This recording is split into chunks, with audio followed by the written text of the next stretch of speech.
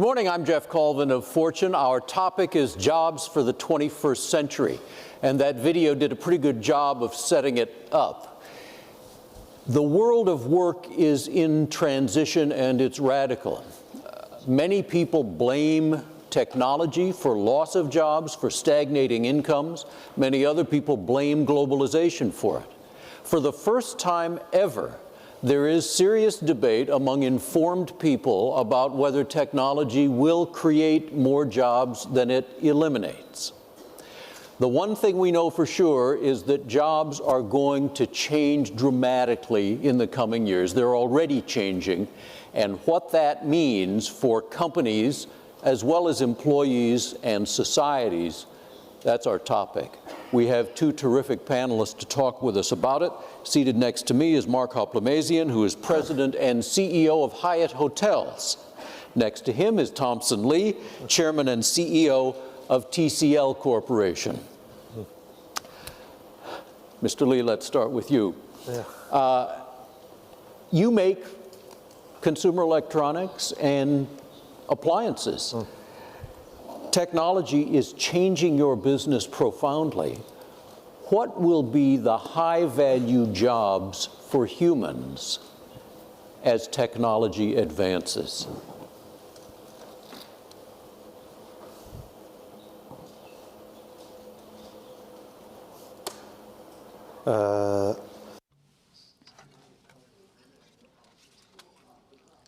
It's really difficult to answer. So what job is more valuable? Printing money, probably. But anyway, each job is creating creating values. That's for sure. For the manufacturing industry, we're faced with this threat from the technology, especially AI, automation technologies. The productivities are being improved because of technologies, and therefore the values created by people are also increasing because of the facilitation of the technology. For example, in the past, our sales revenue is increasing, but the total headcount is not. Basically stabilized. Each year, we have to improve the productivity per capita in order to increase value and for the company. And that's also a response to the competition. If you do not constantly improve your productivity and competitiveness of your company, then you will be lagged behind. So I believe for companies, AI or automation technologies should be used to facilitate our management and product production in order to improve our competitiveness, and that's the best approach. Thank you. Producing more every year with the same number of people, are the jobs of those people changing? The jobs of the people are changing. The total headcount, it didn't change, but it doesn't mean people didn't change. We didn't change people. Each year there will be some changes of the employees, people coming in, people coming out, and those who left in the company are adapting themselves, or because they've adapted themselves to the changes, or because we have new business requirements, so we add new people with different capabilities. Each year, we will recruit around more than 1,000 of newly graduated from universities. So there will be a similar amount of people leaving the company because of the, that's a natural process. So those who left probably will go to the other industries that suitable to them, and some of them started up their own companies. And on the other hand, the company should strengthen our internal trainings in order to improve the capability of the employees so that they could adapt themselves to the changes of the environment. That's why in our company we stressed a lot on the training of the talents. We have different levels of training courses, technical training courses, management training, etc. Mark, you're in a very different business, hospitality. What characteristics, whether they are skills or attitudes or anything else, are you finding most valuable in employees now, and what characteristics are really hard to find?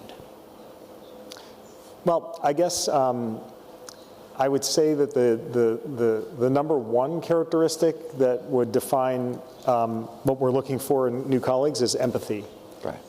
The practice of empathy is critical to our business. A lot of time and effort is spent talking about getting to know your customers better through the application of big data and machine learning, which we utilize for sure. But the front end of that is actually engaging with someone at a human level. Right. And so increasingly we are looking for ways to decipher how people are wired in that context of human interaction. Right.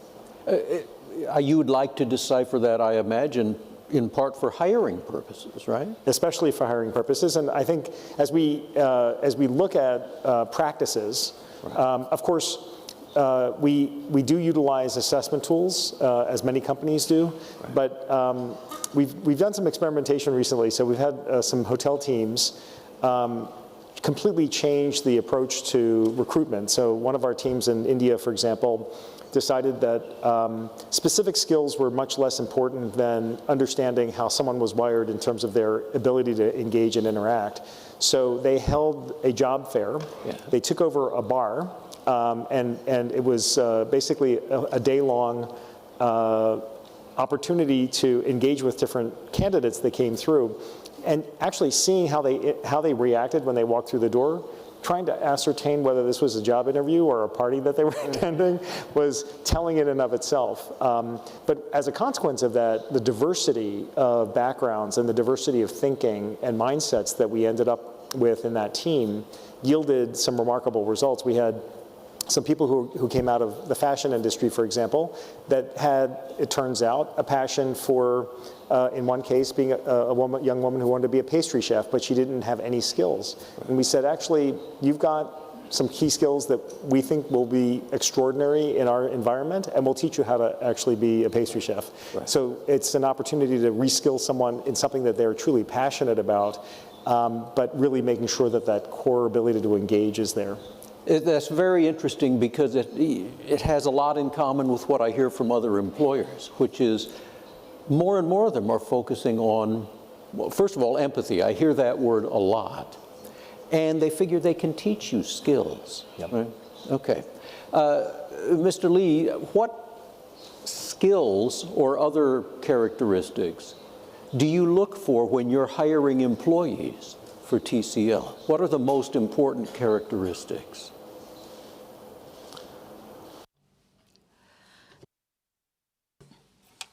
When we were recruiting people, employees, we concerned about the ability to learn. Learning ability is very important if you want to develop in a company. You need to adapt to the technological changes and other environmental changes. So you need to have this continuous learning ability. And of course, in the overall process of recruitment, we need to consider other elements. For example, the responsibility and the willingness to excel. And new technologies are related with the new education as well. For a new employee, the skills they have, probably because they graduated from university, so they have this new mentality. But after working for a while, those knowledge accumulated in college or in other training programs cannot sustain. That's why you need to have the ability to study. You need to have the ability to study and to learn, to adapt yourself to the changes. Me, myself, graduated 36 years ago from university. What I learned in university, probably only 1% of them could be used now. 99% of the knowledge are accumulated from the working experience. So for the employees and for different levels of managers, it's also the same. Learning is very important. If I could just interject, Please. I strongly agree with what you're saying. I think the pace of change is so high, and the different ways in which the work environment has evolved has led us to really focus on identifying people who have a growth mindset, who are not fixed in how they think, but rather constantly seeing how what's going on in other industries might apply to ours. So increasingly, we're looking for that ability to relate lessons learned from other businesses and to be able to adapt real time as a key to success going forward. So I strongly agree with what you said. And you have, of course, training programs of your own, lots of them. Yes. There's one in particular, a leadership training program, the general manager, the GM training program. Yes. That is of such great interest to everybody I talk to now. They realize that leadership development is critical to them. Yeah. What is your program? How's it work? Well, I think the particular application here in China, for example, is a bit different than other markets around the world. Over 75% of our colleague base here are what would be termed millennials, and just in terms of age range.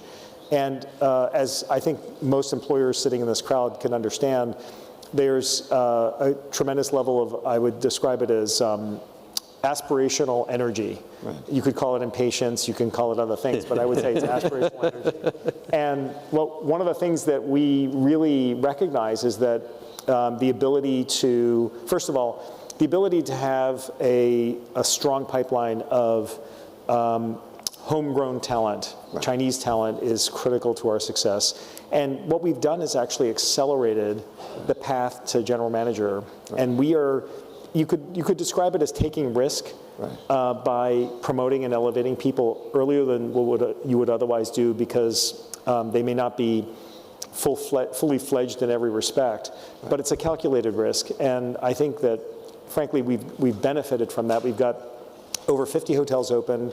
Currently, we have 5 of our GMs who have come through and been promoted on an accelerated basis. We have 11 in the pipeline.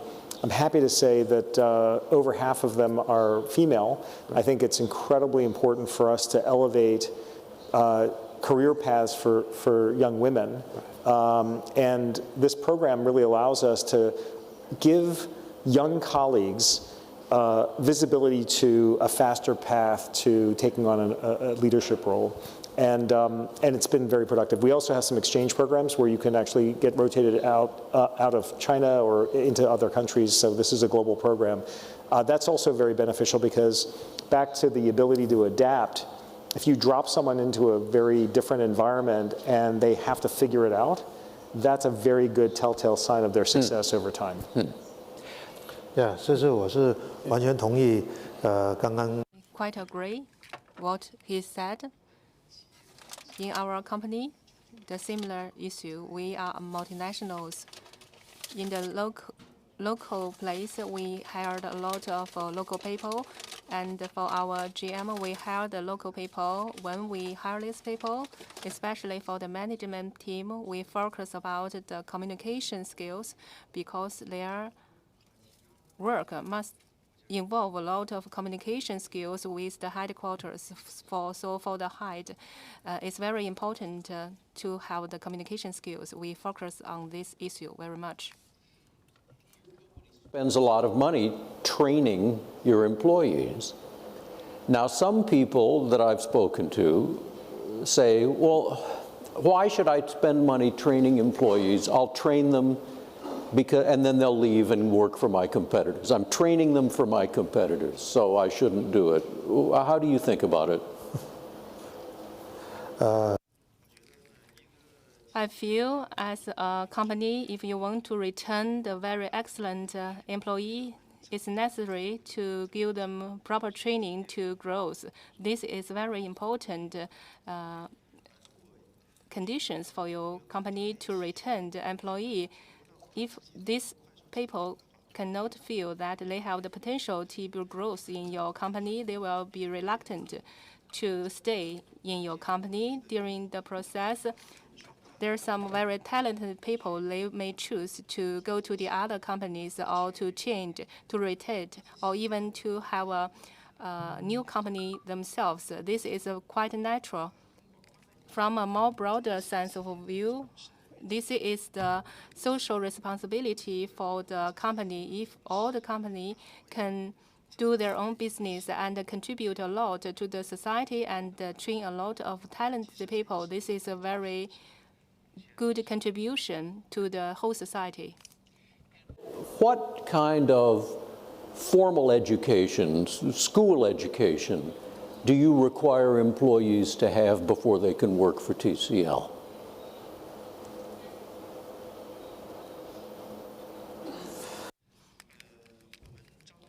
When we recruit people, actually, we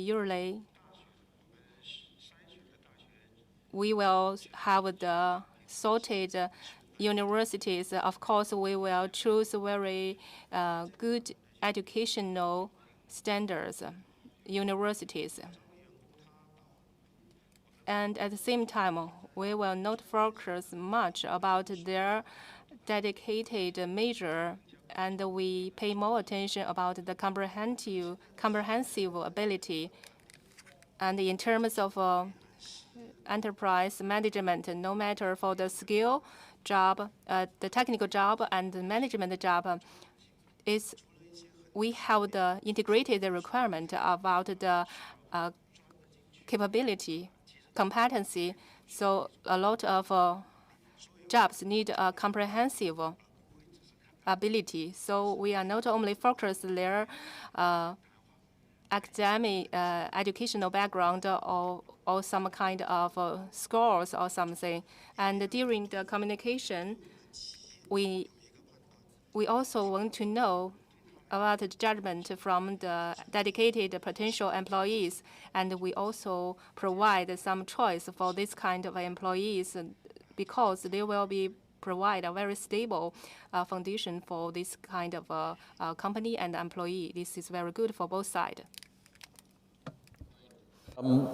Mark, a couple of questions. First of all, is advancing technology taking over more tasks in your business? The way we think about advancing technology is that it's an enabler to end up being able to provide a better experience for our guests. And I think one of the key ways in which we are focused on doing that is we are spending significant amounts on colleague-facing technology. Right. So the ability to actually grab data on a guest and pull information from operating systems in a hotel, but to then bring it to a tablet or a mobile device that allows a colleague of ours to not be staring at a screen and tip-tapping on a keyboard, but rather elevate their eyes and be able to engage with the guest across from them, is really one of the key ways in which we've really applied technology to impact the guest experience. So I think that's really been the focus it's really about the guest experience and enabling that. Right.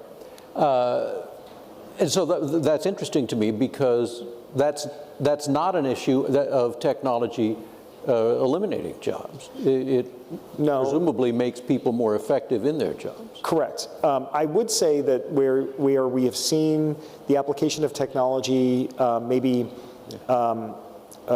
impact jobs within the hotel has to do with the administration of the hotel itself. So I was sitting with our general manager at the Park Hyatt here in Guangzhou yesterday, and he carries around with him a mini iPad, the small tablet. And I asked him, he mentioned to me that as a result of the efforts that we've undertaken to pull data and allow him to access it on a mobile device like he does, allows him to actually be out in the hotel.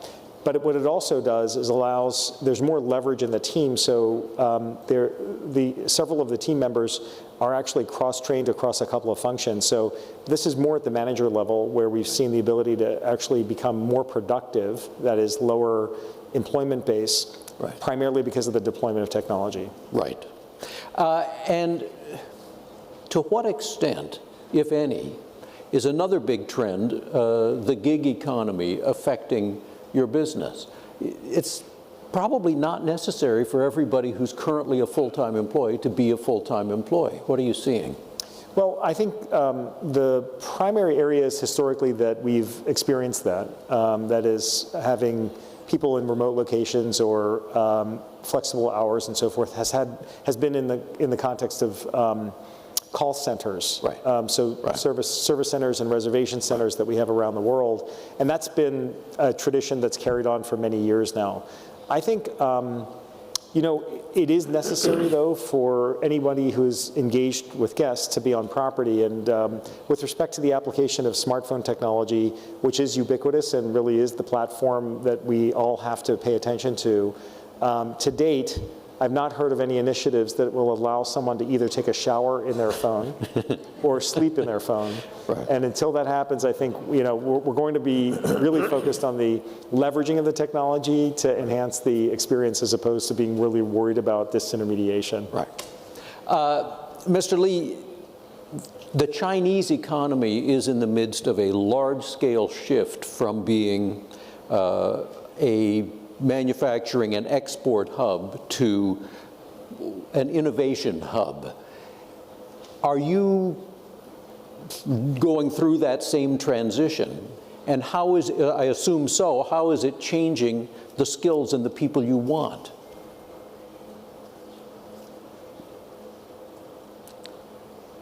OK，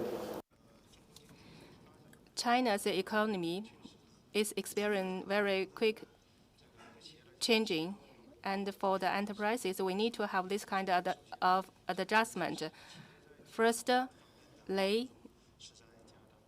the technical level, the enterprises increase their input in the technical terms, and the R&D part is increasing gradually and fastly, and the R&D investment to the total management cost is increasing.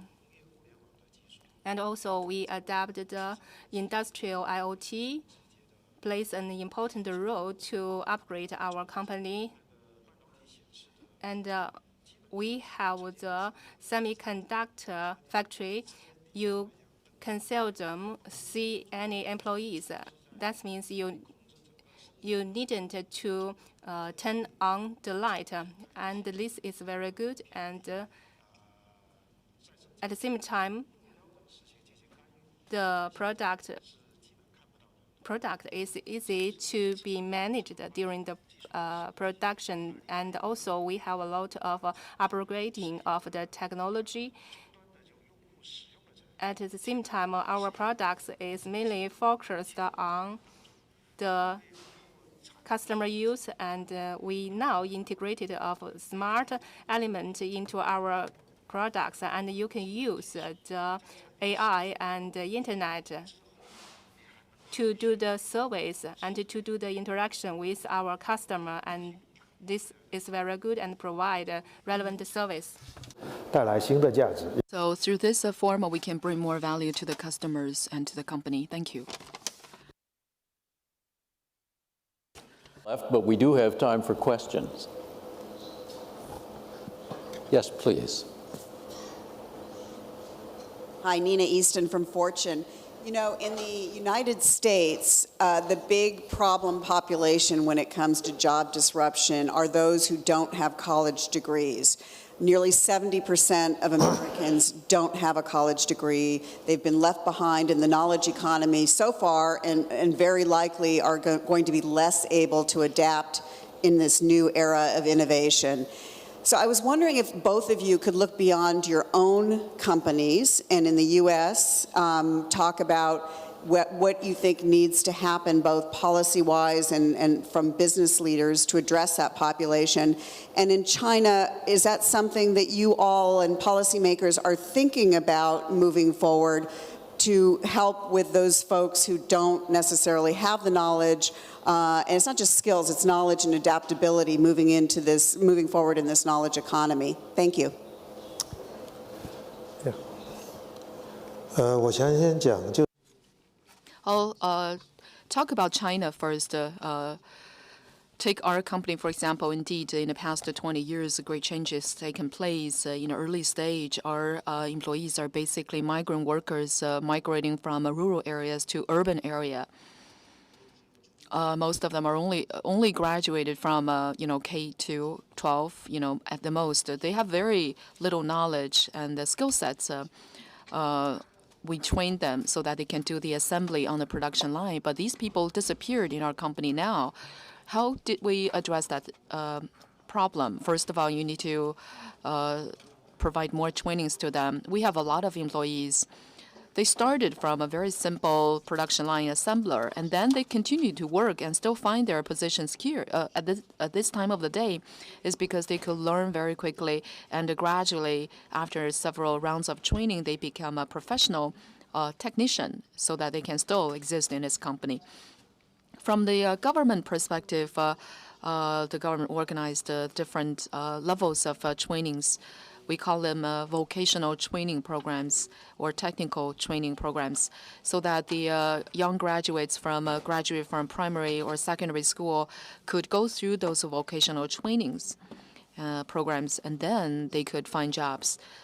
So these vocational trainings are well targeted. So trainings, especially for those new workforce, they could be trained and find possibilities to work. And government as well as companies are working both on that. Thank you. It's an excellent question. Thanks for asking it. Let me just build on what Thompson just said, because there's some parallels here. So the focus on vocational training is essential. This issue, that is having young people who are out of school and out of work, is, I think, maybe the most important issue that we need to focus on in the United States at this point. The population of people who are out of school and out of work is very large and growing, and this is really one of the key drivers of the widely discussed skills gap, income gap, and wealth gap that exists, especially in major cities. And being from Chicago, it's a topic that a lot of people are focused on. Our engagement with this has been through a number of initiatives across companies. There's been efforts among major employers to employ so-called opportunity youth, that is young people who are out of the system right now, to get them into the workforce. So that's one dimension. But as we've investigated this, some of the things that Thompson just mentioned, that is having government engaged, but it's more local and state and local government, I would say more local than anything else, is the critical aspect, because a lot of these young people, you need to solve an ecosystem problem, which is they have family issues. They've got, sometimes they may be the primary breadwinner. They may have a relative, a parent or a sibling that's incarcerated. You could have dependence within the household. It's very complicated. So the ability to bring social services to bear, as well as other specific help, whether that's healthcare or including mental health care or otherwise, is really important. So creating an ecosystem of support is complicated. So you need the combination of local government, businesses, and social services and non-government engagement in order to solve the problem. The short-term issue, in our opinion, is you've got to bring these people into the workforce, give them a pathway to start down the path of learning skills and building skills, and that's the best short-term answer. I think longer-term education systems and things like that need to evolve. We've got to stop, but this has been so striking to me that in completely different industries, both of you emphasize some of the same themes.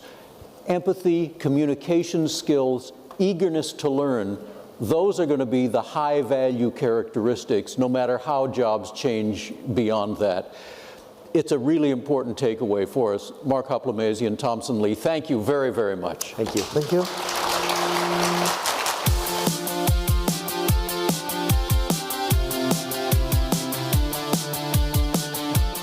Outside of China, the momentum of its major digital players has been significant as the likes of Tencent, Alibaba, and Baidu ramp up awareness globally.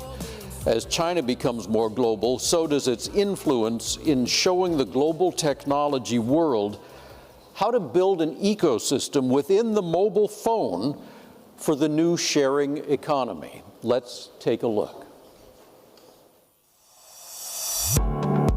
The internet has revolutionized how we live and what we do.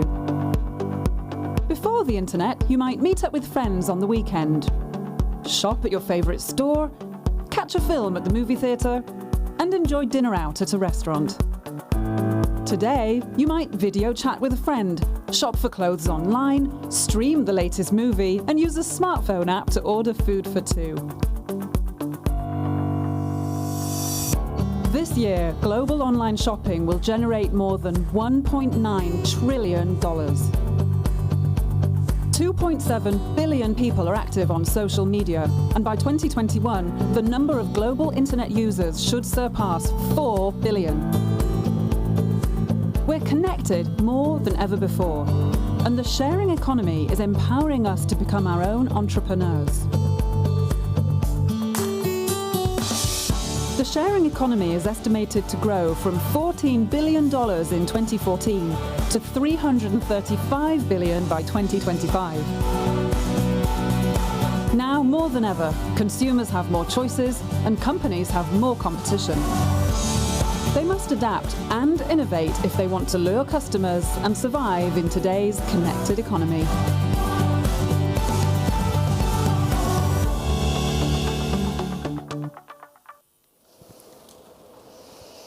Good morning, and thanks, Jeff, for setting us up. I'm Clay Chandler. I'm joined here with three very distinguished experts to discuss the subject of platform economies, how we're all connected, and this new sort of gig economy that's evolving on top of these platforms. I'm joined by Nathan Bleczerzak from Airbnb, co-founder, Zhang Zeding, co-founder of OFO, on the far end there, and in the center, Hans Tong from GGV Capital. Three excellent perspectives to be able to approach this topic. I thought maybe I might start with Hans. You've been sort of going in and out. You were kind enough to join us for parts of Brainstorm Tech over the other end of town the other day. What are you learning as in the course of these discussions? I think it's the first time that Fortune has done Brainstorm Tech outside of the U.S., and it's the first time that the global forum happens in China. So I think I've been going to your events in Aspen. I'm sure Nate has been there as well, and it's fantastic. But having done this in China, you see a different perspective. You see a lot more thinking around. U.S. is great, is amazing, but there's something else called China that's also equally interesting and powerful and growing fast. How the two will interact with each other becomes quite fascinating through all the sessions that we have had over the last few days. So I think it's just very rewarding to see the plethora of perspectives. That's really interesting. I mean, I've had that same perspective as well. You kind of see where models are similar, where they're different, where people are kind of looking each other over, trying to learn. Nate, obviously Airbnb, one of the fantastic platforms that originated from the U.S., a platform that everybody's trying to copy and find spin-offs of. And now you're spending a lot of time here in China. You're overseeing Airbnb's rollout in China. Talk to us a little bit about that and your experience, how much time you're spending here, and how you're going about understanding how to adapt the great platform that's been so successful in this very different market. Sure. So China is a very important market for us because it is the largest market in the world for travel, both domestically and internationally, and is, of course, continuing to grow. And for that reason, I've taken on the role of chairman of China. So I'm spending about one trip a month to China, and really doing two things. One, making sure that our local team here in Beijing, we have over 100 employees, is fully empowered and basically autonomous. At the same time, bringing to bear the resources of the global organization when necessary. And so I really have a foot in both worlds. We've seen a lot of success here. China is now our fastest growing market in the history of the company domestically, as well as the second fastest growing market in terms of outbound travel. We've had about 10 million Chinese guests use Airbnb, half of that within the last year. Really? Wow. And we have 150,000 homes now in China on Airbnb. You know, originally our strategy was to focus on the outbound, but we've quickly seen Chinese guests who've gone abroad come back and spread the idea word of mouth. And so very organically, we've seen this domestic business rise up and become our fastest growing. That's fascinating. So of those, it's 150,000, is that right? That are 150,000 homes live, active right now in China, and that's doubled over the last year. And are the people that are staying in those homes, are they primarily Chinese staying in the homes of other Chinese, or are you getting much cross-Pacific traffic and people coming from outside China to stay in those homes? It's primarily domestic, so Chinese guests staying in Chinese homes. But one of the benefits is our global audience, and so we definitely do have inbound travel, especially into major cities like Shanghai. How do you deal with, on the outbound traffic, how do you deal with kind of language issues, cultural issues, people that might be traveling for a first time or something like that? Well, I think travel is inherently global and cross-cultural, and so I think there's an expectation that you have to have some flexibility in terms of expectations. Yeah. At the same time, we have put a huge amount of effort into localization. The site's in 30 different languages. Our support is in many different languages. We also offer tools like embedded translation tools. So if you're having a message through the site, you can in real time translate. And of the 150,000 properties in China, are they primarily concentrated in certain geographic areas, or are they fairly widely dispersed throughout the market? Well, they certainly concentrate in cities, as you might expect, but it is also one of the magical things about the platform is, anyone, anywhere can do this. And so I would challenge you to find a place in China or in the world where you can't find an Airbnb. Globally, we have over 4 million homes, 191 countries, over 65,000 cities. So it's pretty much everywhere. And are you finding that there are things that you have needed to do to adapt the platform to Chinese consumers? The biggest gains have been in product localization. There's just such a native internet ecosystem here of providers and consumer services that if you really want to maximize conversion, you have to localize the product. So what I mean by that is, integrating with WeChat, integrating with the mobile stores, mobile app stores, localizing with local payments was a huge lift, double-digit improvement in conversion when we did that. Really? So people can use Alipay or whatever to... And WeChat Pay. Yep. And then performance has also been really important to make sure that you can serve up the site locally. Very interesting. How do you handle the... I mean, obviously, if you check into any hotel, which de facto these are hotels in China, you've got to present your passport, you've got to be registered, have some kind of an ID. How do you handle that aspect of it from a kind of regulatory standpoint? Yeah, well, that process has to be reinvented and pioneered to work with this new model. The good news is, we've seen a lot of support from the government, especially here in China. At the national level, I think there's a huge recognition of the potential of the sharing economy. So they've signaled, this is important. At the local level, we've signed MOUs, memorandums of understanding, with about a dozen different municipalities to basically co-develop home sharing, to acknowledge that this is something that we both want to see happen. We don't have all the specifics figured out, but we're going to engage in dialogue proactively and work through some of these things. And so over time,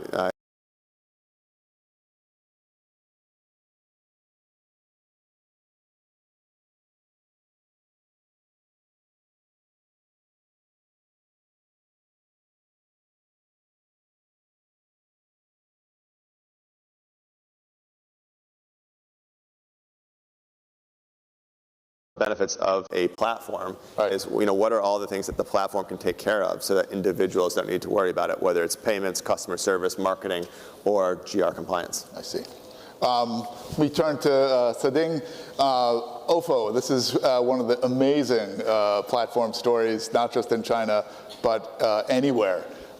We were discussing this at Brainstorm Tech the other day, but the numbers on how quickly China's bike-sharing companies have rolled out are just staggering. I mean, we mentioned this also in Aspen this summer, but the bike-sharing's been around a long time in the United States. There are a number of, maybe 50 cities that are started in Denver and kind of has spread from there. But the Bike Sharing Association from all these metropolitan governments did a study last year, and they were boasting about the fact that they had achieved a record number of bike rentals for the year, and it was, I think, 28 million. So tell us what your traffic is in terms of bike shares on a daily, monthly basis. OK， 实际上，其实我们在做这个共享单车这个事儿的时候，In the shared bicycles, that was in 2015. I was still in the school at that time. After 1 year's rapid development, by the end of 2016, we just announced that we will make our inroads to cities. To date, we have entered the 20 countries. We have fulfilled our goals. The 20th destination is Paris or France. That means we have made deployments over 200 cities of 20 countries. The shared bikes has gained such a strong momentum of growth. The shared bicycles are everywhere. I think the customers' demands are the major drivers for this development. In the first place, in the beginning, we validated this process in the small areas, but now we are making it into a college and expand our business everywhere. I see our growth is quite monumental. On our platform, we have over 10 million shared bikes on our platform, and the daily ordering was about 32 million. Taobao is the largest trading platform in China. We are owning next to it. So about 30 million per day. Right? 32 million 32 million per day, yeah. Okay, and 10 million bikes around the world. Yeah. So global cities now, so you're in 200 cities around the world, but how many of those are non-Chinese? 50座城市。 Okay. 50 cities. 50 cities. So in those cities outside of China, as you expand into them, what are you, I'm going to ask you the same question that I asked Nate, which is how do you take a model that was developed for consumers in China and have you had to adapt it to conditions in other markets? What have you done? 对于全球化扩张，实际 For our global expansion, we have our own idea. We might adopt the different models in foreign countries because they are quite different from China. For example, the cultural difference. The non-Chinese countries will have very unique cultures. The bicycle riding culture is prevailing in foreign countries, including Europe and the US, and now transportation network is well developed.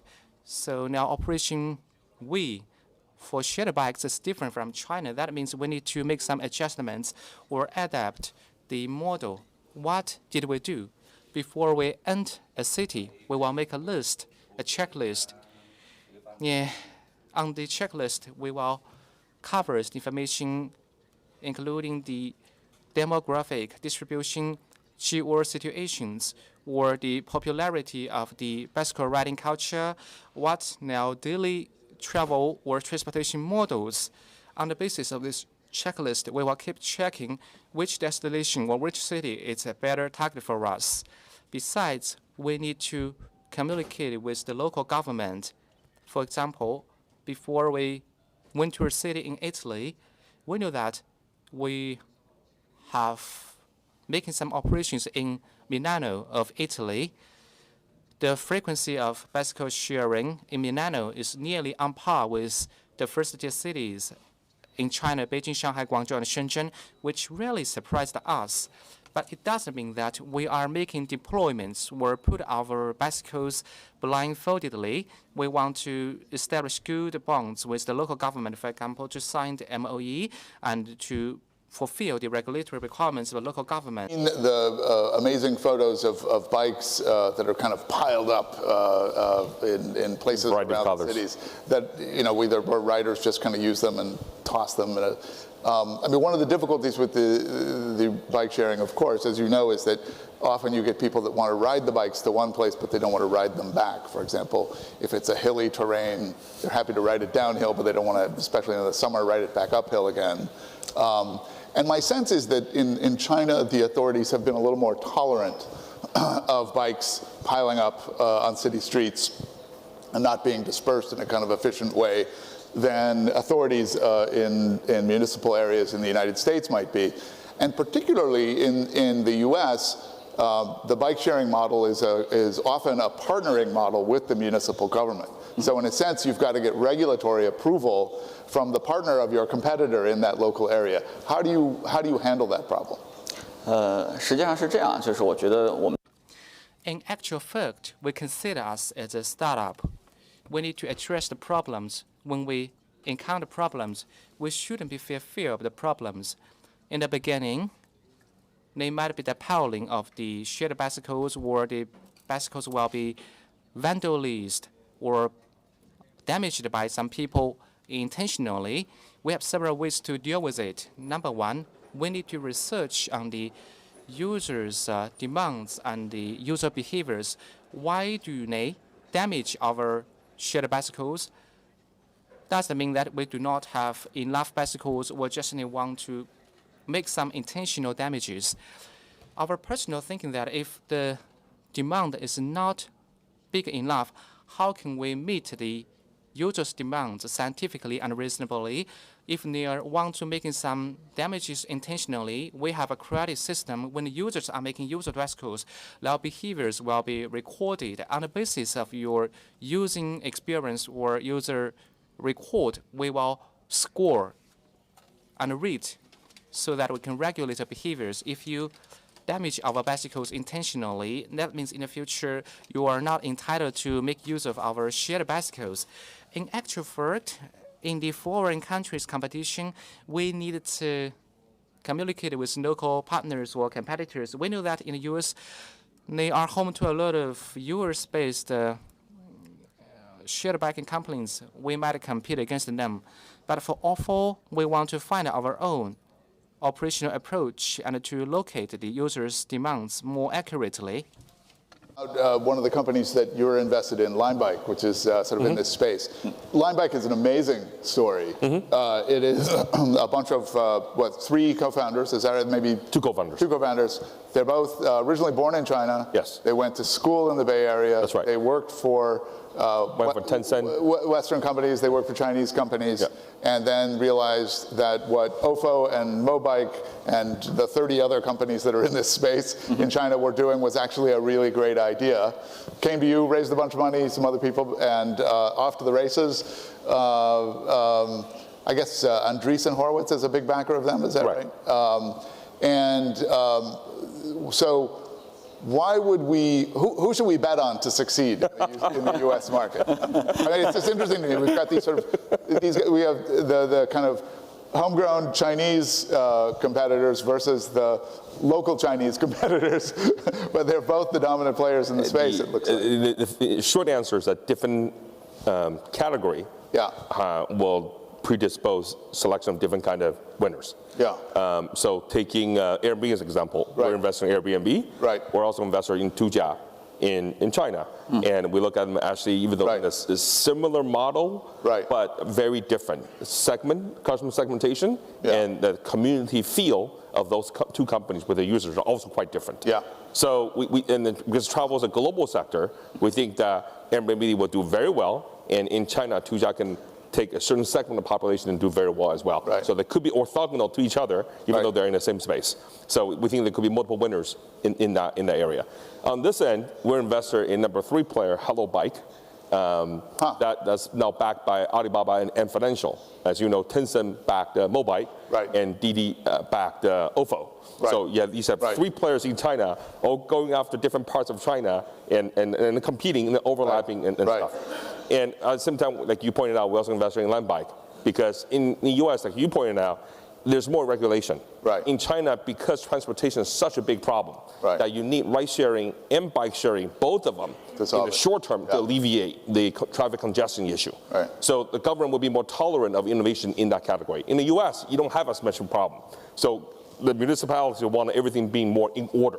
So we think that OFO will do well in US, or can do well in the US, but somebody who is more local, understand how the model should be working, because they know China well. Someone who knows both places can deal more effectively with municipalities in the US and expand accordingly. And how big is Linebike now? I don't think they have disclosed any public figure yet, so I can't say. I see. So I think they have raised at least 1 round of financing that you mentioned, Tristan Horace was a part of, and there are other stuff going on that I'm at liberty to say, but it's definitely growing extremely fast in more than 20 cities. And it's fascinating to see a team that understands what's needed to compete in the US, and their hours are 996, 9 a.m. to 9 p.m., 6 days a week. And then when I need to talk to them on Sunday, they're available too. And they're growing, they're moving as fast as a Chinese company, but with American sensibilities in the US. So this is why I think this is such a great, fascinating panel, because what we have here, as you can kind of hear, is the two examples of a platform model that has actually managed to kind of go beyond borders and to be rolled out in the other border. I mean, we all know that the media-focused companies, China, those don't fly. Google's not here, Facebook's not here, right. Twitter's not here.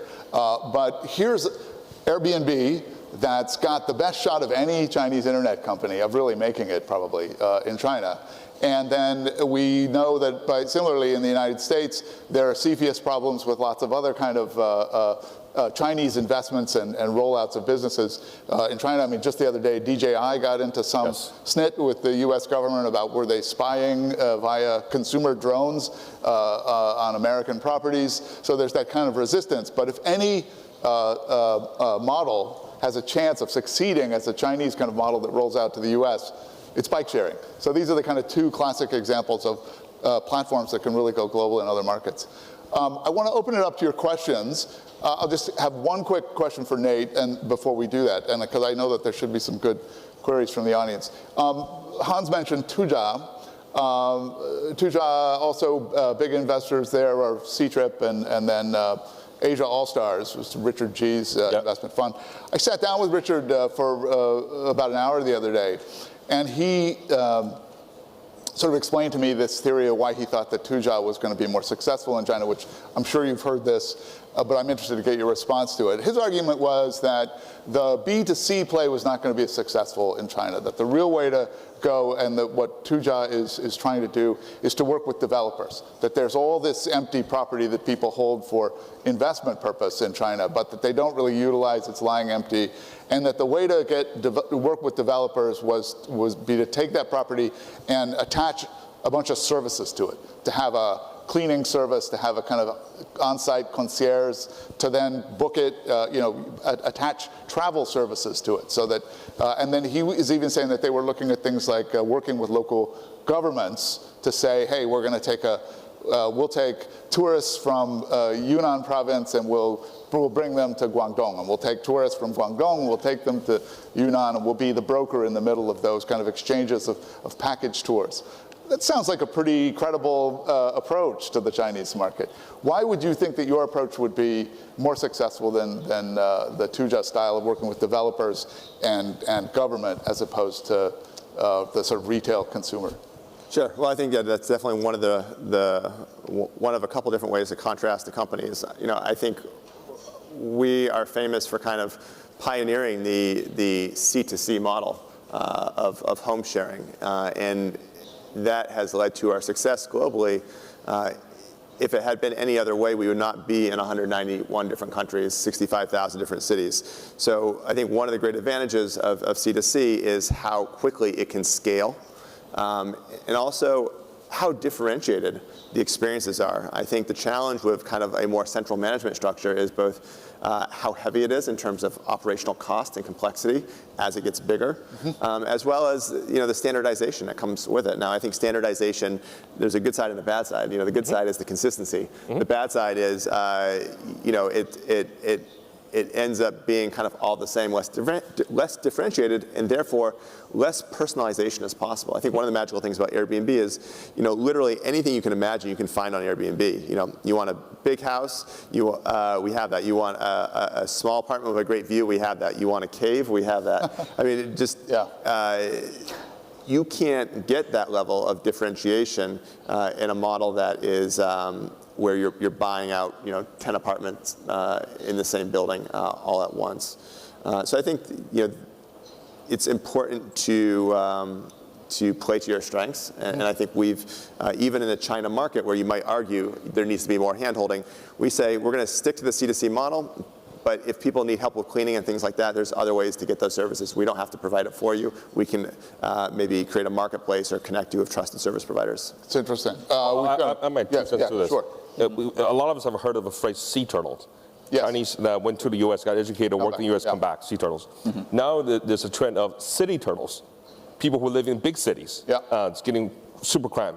More and more thinking going back to the villages where the cities that they came from. Right.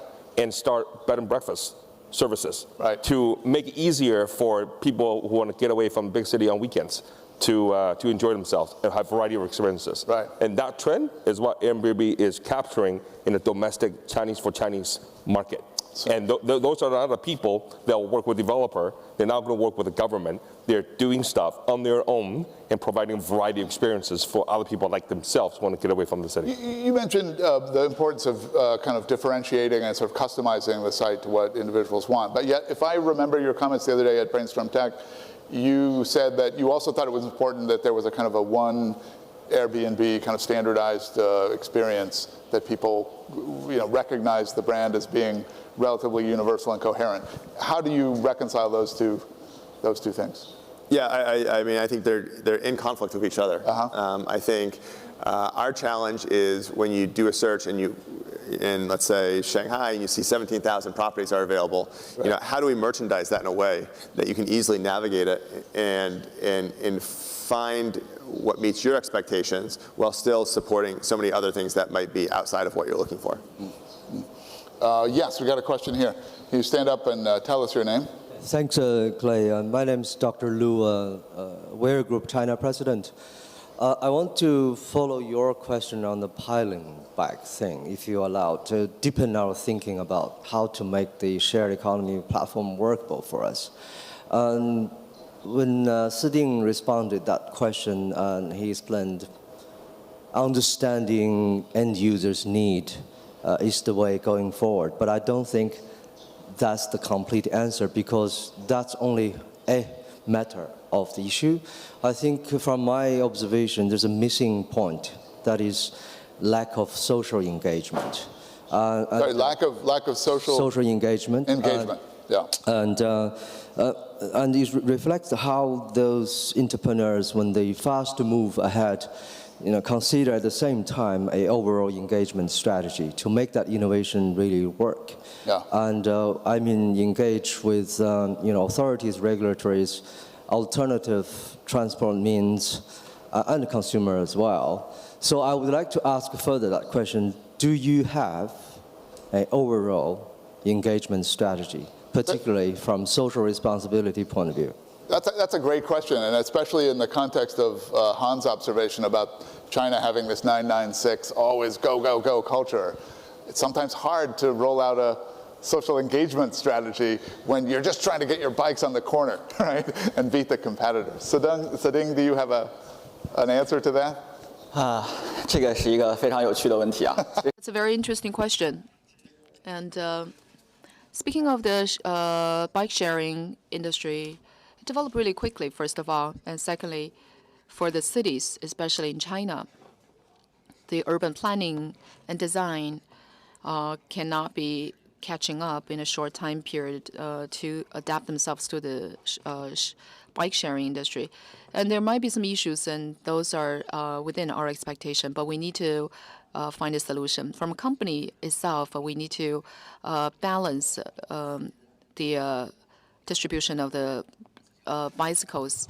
Instead of the peak traffic time, though all those cars are piled around the subway station, we need to find a user technology to address that distribution, equally distribution solution for the bikes. And also we need the other stakeholders to participate to maintain the social order, because the cities and bikes have a certain relationship, very simple, but it needs the participation not only from the companies, but also, for example, the NGOs. That's what we're working on.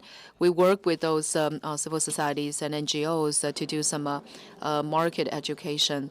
So apart from a company itself, where we need to work on, we also need the other organizations as well as individuals to maintain the social order. Because at the end of the day, it is good for the city, good for everybody. Let's do it together so that the social environment in the city could be maintained. NGOs, what kind of NGOs are we talking about? You're not talking about bike riding associations. You're talking about what? 我们其实在广州。In Guangzhou, we have some industrial association. They are working on the education of the bicycle safety, and also in different cities in China, especially in some. We have some party member advertising team. They will work with the street managers as well as the organizations, and then we will provide reminder if there is accumulation of or piling of a bike at a certain area. Reminder on the platform telling our employees that we need to send people to address that piling issue. And also in this process, we communicate we establish a mechanism to communicate. And meanwhile, we are working with those competent authority as well as stakeholders to address the problem. Because in a larger scope, we would like to connect everybody instead of relying on ourselves to operate everything. Nate, do you have a thought? I might just add, I think it's incredibly important to build a value proposition for all the stakeholders in the ecosystem. Government's obviously a huge one. The most common thing that governments care about around the world is taxes. In that regard, we've helped facilitate the collection of taxes in 300 different municipalities. We've collected $300 million to date. But governments also care about other things. You know, here in China, bringing the benefits of digital economy to rural areas is an important theme and topic. And in that regard, we did a partnership with a village in Guilin, where we've taken some villagers and we've put them on the Airbnb platform and helped them to provide authentic rural experiences. And so I think there's a lot of creative ways in which you can build bridges between, you know, this new stuff and stakeholders that might not know how to engage it, but with some creative thinking, you can build a bridge. That's fascinating. Other questions? See any other paddles here? No? Don't be shy. This is a great group. When I ask, you were discussing issues of keeping track of the data and who's using bikes where, and this is an issue for you as well. The bike sharing companies are interesting because they're all backed by giants now. Giant tech companies that are hungry not just for the profits that they might make from the bike sharing themselves, but are really looking at the data as a real kind of gold mine for them, that they can draw all kinds of other conclusions about how to sell to people, services that they can provide. You know, you do a fair amount of that as well, trying to figure out how to make the model more successful. One issue for you, I suspect, is the data. Where does it live, the data that's collected in China? How are you affected by the new cybersecurity laws and regulations in China? Well, we're licensed here in China. We have an ICP license, and with that comes the responsibility around data and other things. And so, you know, Chinese data lives in China. And it takes a great deal of investment to make that possible. But, you know, over the span of it took a year and a half, we've been able to do that segmentation. Right. So in the U.S., OFO, the payment is handled normally how? Alipay is not really that prominent in the U.S. for OFO, so what do you do? In different countries, when we are making overseas expansion, now payment methodology will be the major problem in face of us. That is not only the case in the US or in the European countries, because the European customers will prefer consumption by making use of credit card. In our product philosophy, we do not force the users to change consumption habits in this part. In our technological research and development, we are making deployments in the smart locks. You can swipe your credit cards to make payments, but if the users are willing to scan the QR code and make payments, will also be in support of them. We know that OFO is universally used in the world. I hope that our product can provide a better service, deliver better customer experience for our users, not only in China, but in the world. The same case, we want to aiming for provide better convenience for our customers all across the world. You can swipe a card, scan the QR code, or the NFC technologies. You can make payments very conveniently. That is what we will do in the future. OFO could be a way to kind of help Alipay to expand overseas. I mean, because you could argue, obviously, that the best way for you to ensure that consumers have a smooth consumer experience is to use the payment app that works most effectively in your largest market. Are you trying to, I mean, is there any pressure from Alibaba to make sure that, from Ant Financial to make sure that you encourage overseas users to discover the magic and wonder of Alipay? In actual fact, as we will know, we have numerous investors, not only including Alibaba. Didi is also investing in us. We have a lot of cooperative partners. We have a lot of resources can be shared. In foreign countries, with the popularity of mobile payment, we are cooperating with Alipay in this part. But what's more important, we want to discuss on how to ensure smooth user experience. Internally, we have a team, which is very interesting to tell.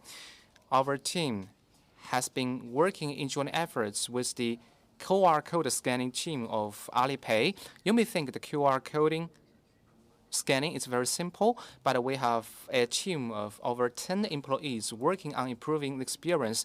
So even you are in the remote answers, All right. That's a very eloquent diplomatic answer, but sure, I was going to say. This is why Tencent and Alibaba both pour so much money into ride sharing. Right. And we saw that in 2013, 2014 in Kuaidi and Didi. And the same is being played out in bike sharing as well. Right. Fascinating. So the data that you collect, I mean, people to use OFO bikes in the United States, they download an OFO app is how they use it, right? And that unlocks the lock. How do you collect that data? Where does that data go? Does it have to live on servers in the United States, just like Nate's China data has to live here? 对，关于用户。 Yes, about the user's data, we follow a basic principle. Number one, we want to ensure the security and privacy of the user data. We cannot leak or abuse the data of users. We might follow different approaches in foreign countries. In China, we have a data center. All the users' data will be recorded through now using experience.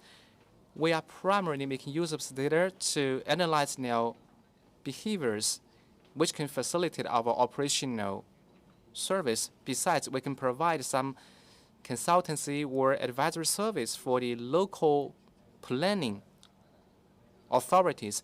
But in foreign countries, we will set up our European-based data center, which will be in line with the regulations and laws in European countries. That means we will do our utmost to ensure the security and privacy of the data. We will never open our data to the third party. 你在美国 It's not legally, the way it is in China with the cybersecurity law, you're not legally, you don't have to. You could bring the data back to servers in China if you wanted, right? 其实我们在 When obtaining this data, we need to comply with the local laws and regulations. We cannot do it in the unregulated countries. So we have a legal complaints or legal affairs department in terms of users' data. We want to ensure that we need to insist on our principles, especially security for the utilization of data. 我们还有几秒。 One thing he pointed out is talent flow. Yeah. Because as you have all these unicorns that's emerging, especially in the US and China, and you have all this talent who have experience and trained in one market, you can see the talent flow to other markets and try to incorporate what they have learned and make it bigger somewhere else.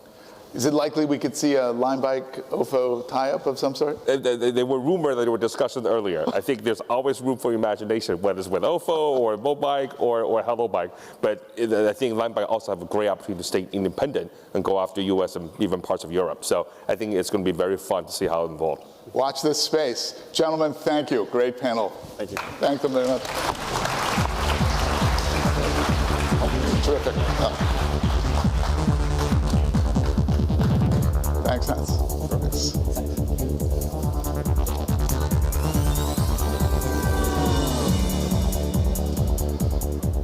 In the last decade, China's box office has seen enormous growth, from $140 million to more than $6 billion today. There has been also a rise of Chinese investments in Hollywood. As of last year, Chinese investments in the US film industry reached over $5 billion. This, combined with the preference for passive engagement with information and for increasing affinity with social media, is changing the way entertainment is delivered. To discuss the convergence of these factors and what insights we can gain from them, please welcome Li Ruigan, Robert Simons, with Jeffrey Katzenberg.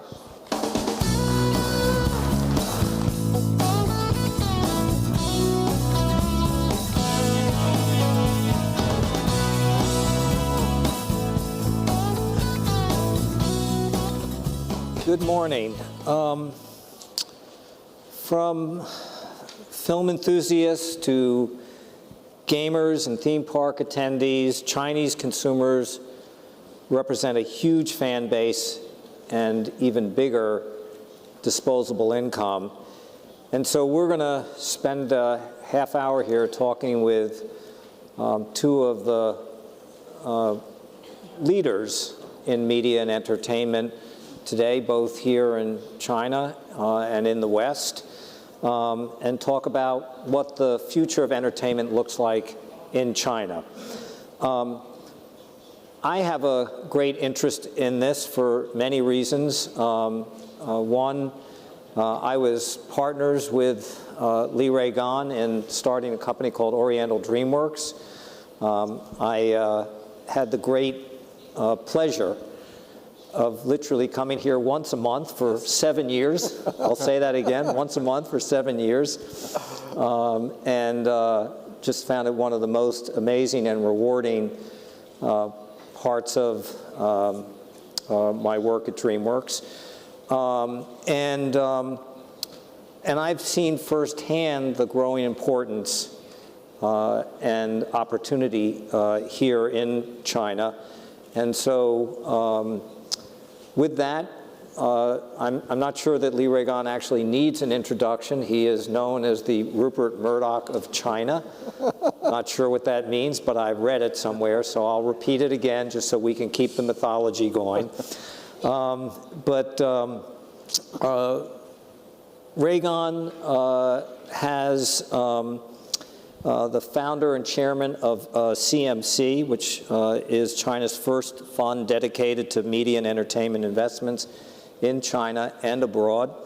From 2002 to 2011, he was chairman and CEO of Shanghai Media Group, growing it into China's leading media conglomerate.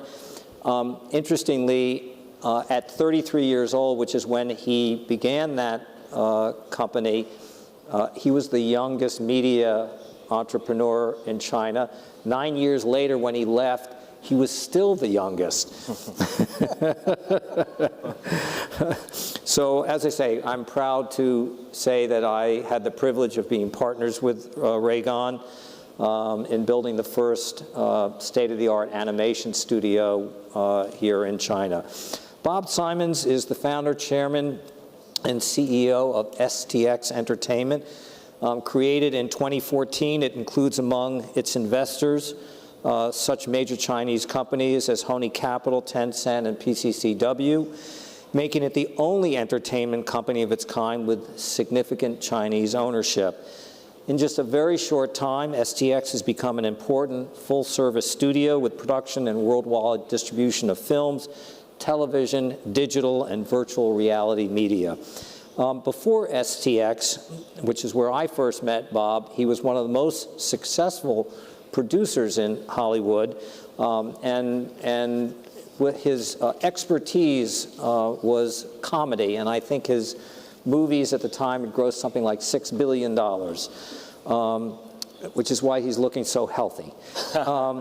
So the two of you are very experienced in the field of entertainment, but bring obviously very, very different perspectives to the Chinese market, very different approaches.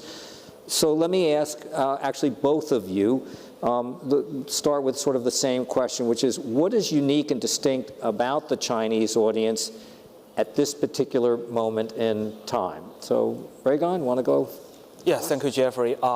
I think to answer this question, I think I would like to touch three dimensions. First of all, I think where is the new audience, let's say.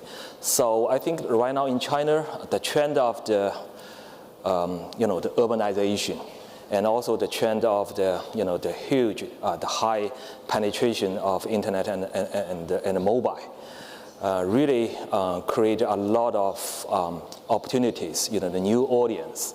I mean, not only in the past, all the demand, most of the demand actually came from the top tier cities. But right now, because of the technology, because of the urbanization, so the huge demand is coming from the lower tier cities. I was here just yesterday. I went to a small town called Xiaolan. Actually, it's like fourth tier, even fifth tier, cities, small town, in the whole hierarchy of the Chinese political, system. The governor of that small town told me he's going to build a cultural sports complex, by putting 1.8 billion RMB, roughly 300 million USD, and it's just small town. I mean, with population 300,000, and they would like to put such huge investment in building, the facilities. So when those facilities are available, and also the people in those, in those lower tier cities, I mean, they're creating a lot of demand. So that's one thing. The second thing I want to, emphasize is the younger demographic. I mean, those younger demographic actually is enabled or empowered by the new technology. And they become the news stream, or the mainstream for the content's consumption. And adjacent to that, the third dimension would be especially those younger demographic, they're willing to pay. So you can see the pay model, especially for the high premium contents, would be a major change, I mean, in China, in terms of the overall content consumption. Yeah. So first off, I have to say, it's just to you guys, it's a huge honor to be sitting up here with both of you. I mean, I think you guys realize these are two of the giants of industry, both in the past and today, which is kind of awesome when you look at how both of you have thrived over the years and just keep getting more and more influential. So first, just had to get that out of the way.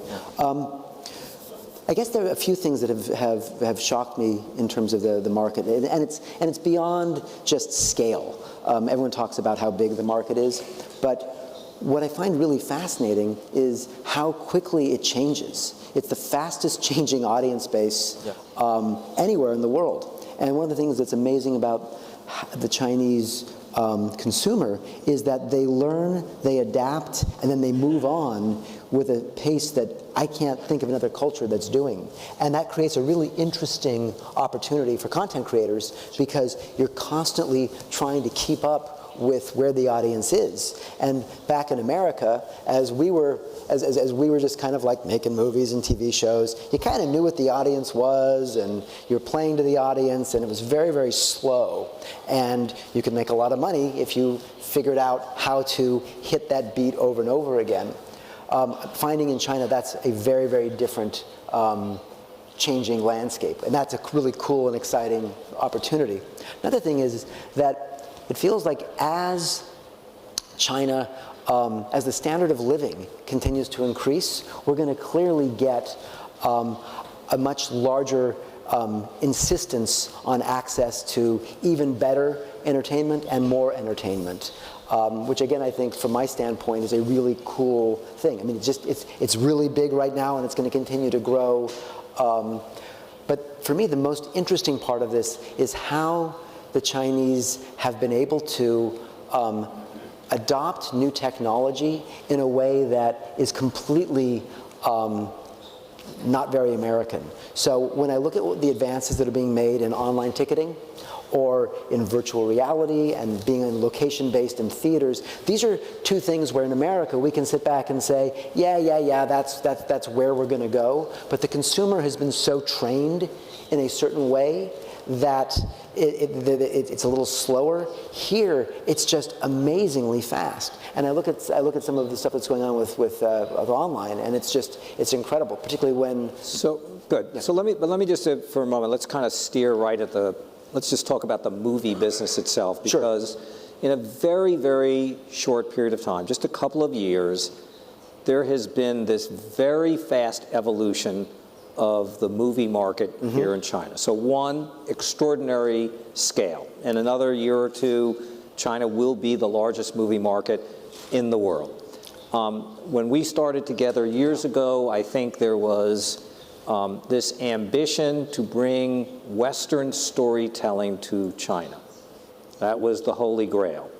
And I'll let you comment on the degree to which it worked and didn't work. What has worked, clearly, recently, in the last year, 2 or 3, has been ambitious, blockbuster films made in China for China. And they have succeeded on their own terms and their own merits. They're not Western in any fashion, shape, or form. So you're coming at it, bringing Western resources here. You come at it from a place where you've watched firsthand, you know, how Monster Hunt suddenly, out of nowhere, becomes the biggest movie ever in China, and now more recently with Warrior. And so what's your point of view about this? What is the future? What's the future of China in China? What's the future of China exported to the rest of the world? And what's the future of Hollywood in China?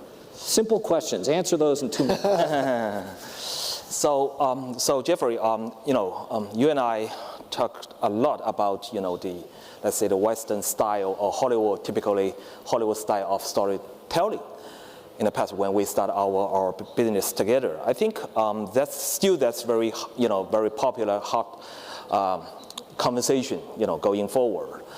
My sense is, first of all, even though we have, you know, the system of quota, right, imported movie for imported movies, even though we have the system of censorship, Western contents still I think still occupy a lot of people's, you know, time for consuming contents, you know, online, you know, because on traditional conventional TV, very limited for foreign contents, but online there are a lot. I mean, so you can see that, you know, as I just mentioned, the younger demographic, they're familiar with the, you know, the format of storytelling from Hollywood side. And those formats actually gradually educate their taste. And they become more and more, you know, acceptable to those Western storytelling formats. So that's the reason I think this trend eventually, gradually, influence the local industry, local sector, creative sector.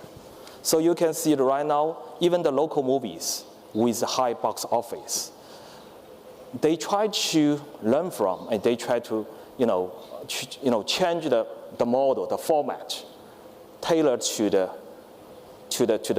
Western style or the Hollywood style storytelling.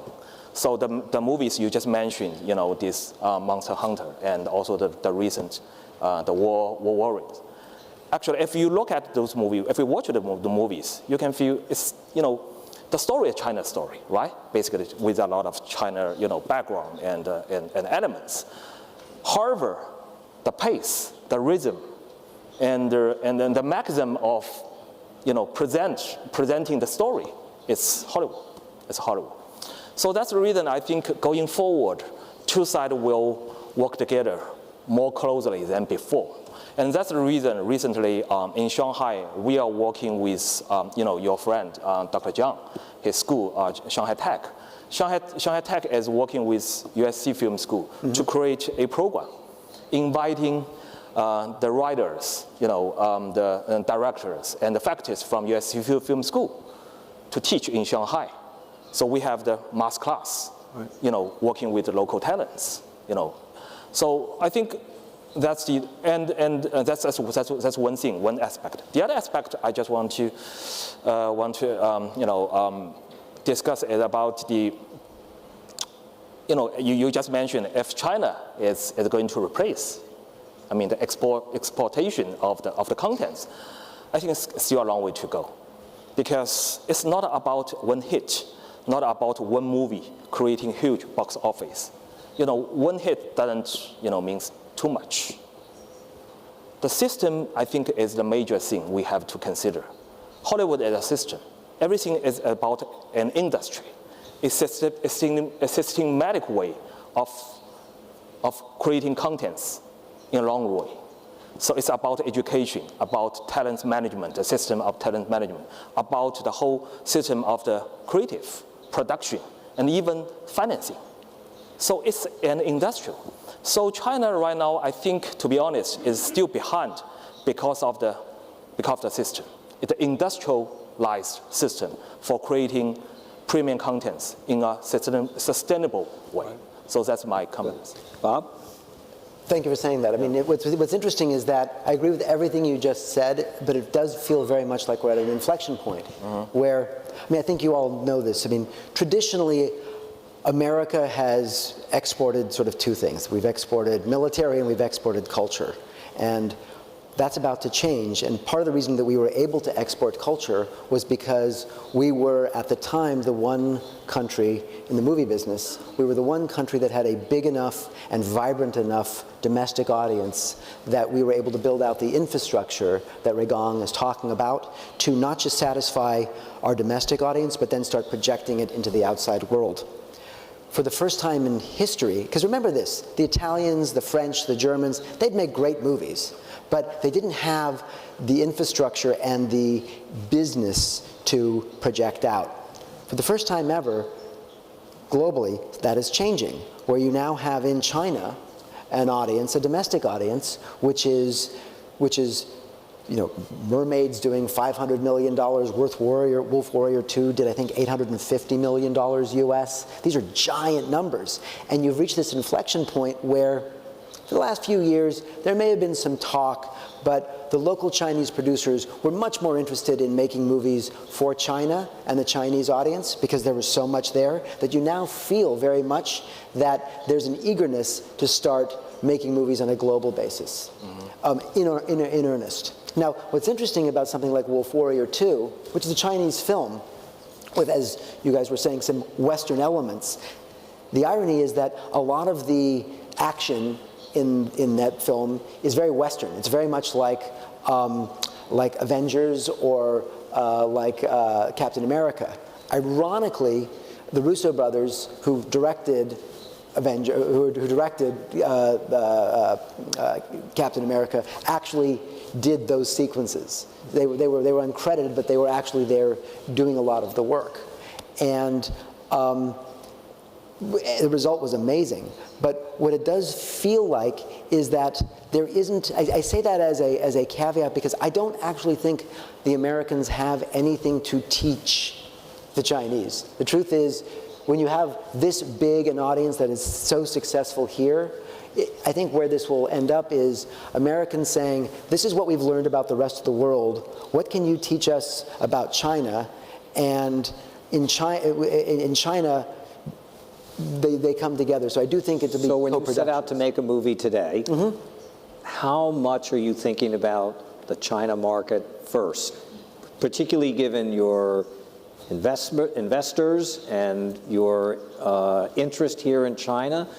Is that a first thought, a second thought, a non-thought? It's a great question. It's always on the table. So given the fact that we need to make, market, and distribute 12 to 15 movies a year, and because you need volume and scale to keep your system vibrant and to keep the pipes full, what we do is we focus our energy within that on certain projects that some of our partners, whether it's Tencent or Alibaba, that we can sit down and talk about how to do what we call a proper co-production. Now, we've all seen those movies where they're Chinese with some Americans, or they're an American film with some Chinese. They're not really working. They're making all their money in one market and a little bit somewhere else, or one audience is responding to it in the other. We had actually just, probably as a small example, but we had just done what we think is a proper co-production with Jackie Chan called The Foreigner. It was a small $35 million film. It'll do about $150 million worldwide when the smoke clears, and that's just box office. Half of the money came out of China, half of the money came out of the rest of the globe. That was one of our goals going in. The other one was we got an A Cinema score in China, an A Cinema score outside of China. We wanted to speak to both audiences. But how we approach that and how we're approaching this going forward is to literally sit down and have a conversation with our Chinese partners and say, thematically, will this work? And that's not something that I was shocked. That's not something that we'd seen before. So whether it's Tencent or Alibaba, they're used to writing checks and getting the rights. They're not used to sitting down at the table and actually talking about how to co-do this. This is probably something you guys did a lot at DreamWorks, Oriental DreamWorks. But when we sit down, it's very much at the let's find the common ground. So having these two leading giants, both Tencent and Alibaba, as partners, investors in your business, what do they do for you here in China? How are they impacting your business? What are the resources that they're able to bring? What's the advantage that you have today versus the guy down the block? So one of the interesting things is, Tencent, who's one of our owners, you can't go through the day in China without touching Tencent. It's just, they right?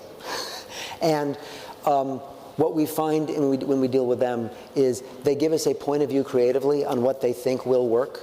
They have access to data that we don't have. They have their finger on a pulse of what they think will resonate here. Because when I was younger, I produced a bunch of comedies. In fact, I worked for Jeffrey on a number of those comedies. Comedies don't travel, but emotional resonance does. So it's forced me and my team into a position where you try to find that universal theme, that thing that speaks to the heart everywhere else. And I can't fall back on just something as simple as a comedy.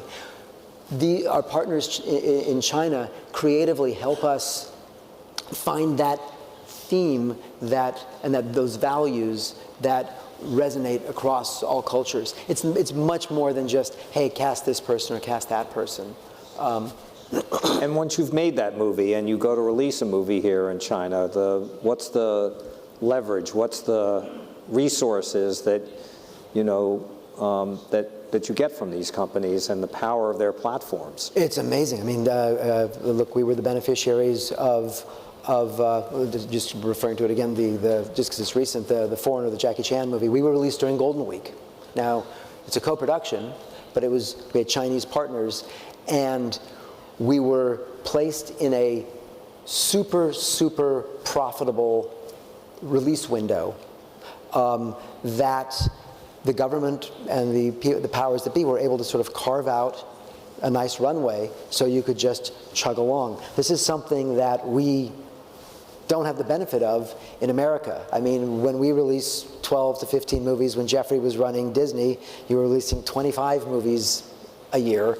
We're all piling on the same dates, and there's a lot of cannibalization, and there's a lot of chaos and a lot of fighting to get that audience. And what we're seeing here is that depending on your partners, it's a much more organized, thoughtful approach, like a lot of things here. So, Regan, talk about on the investor side of the business. In 2016, there was, I think, just over $4.5 billion of investment capital from China into Hollywood. In 2017, it will be less than 400 million. ¿Qué pasa?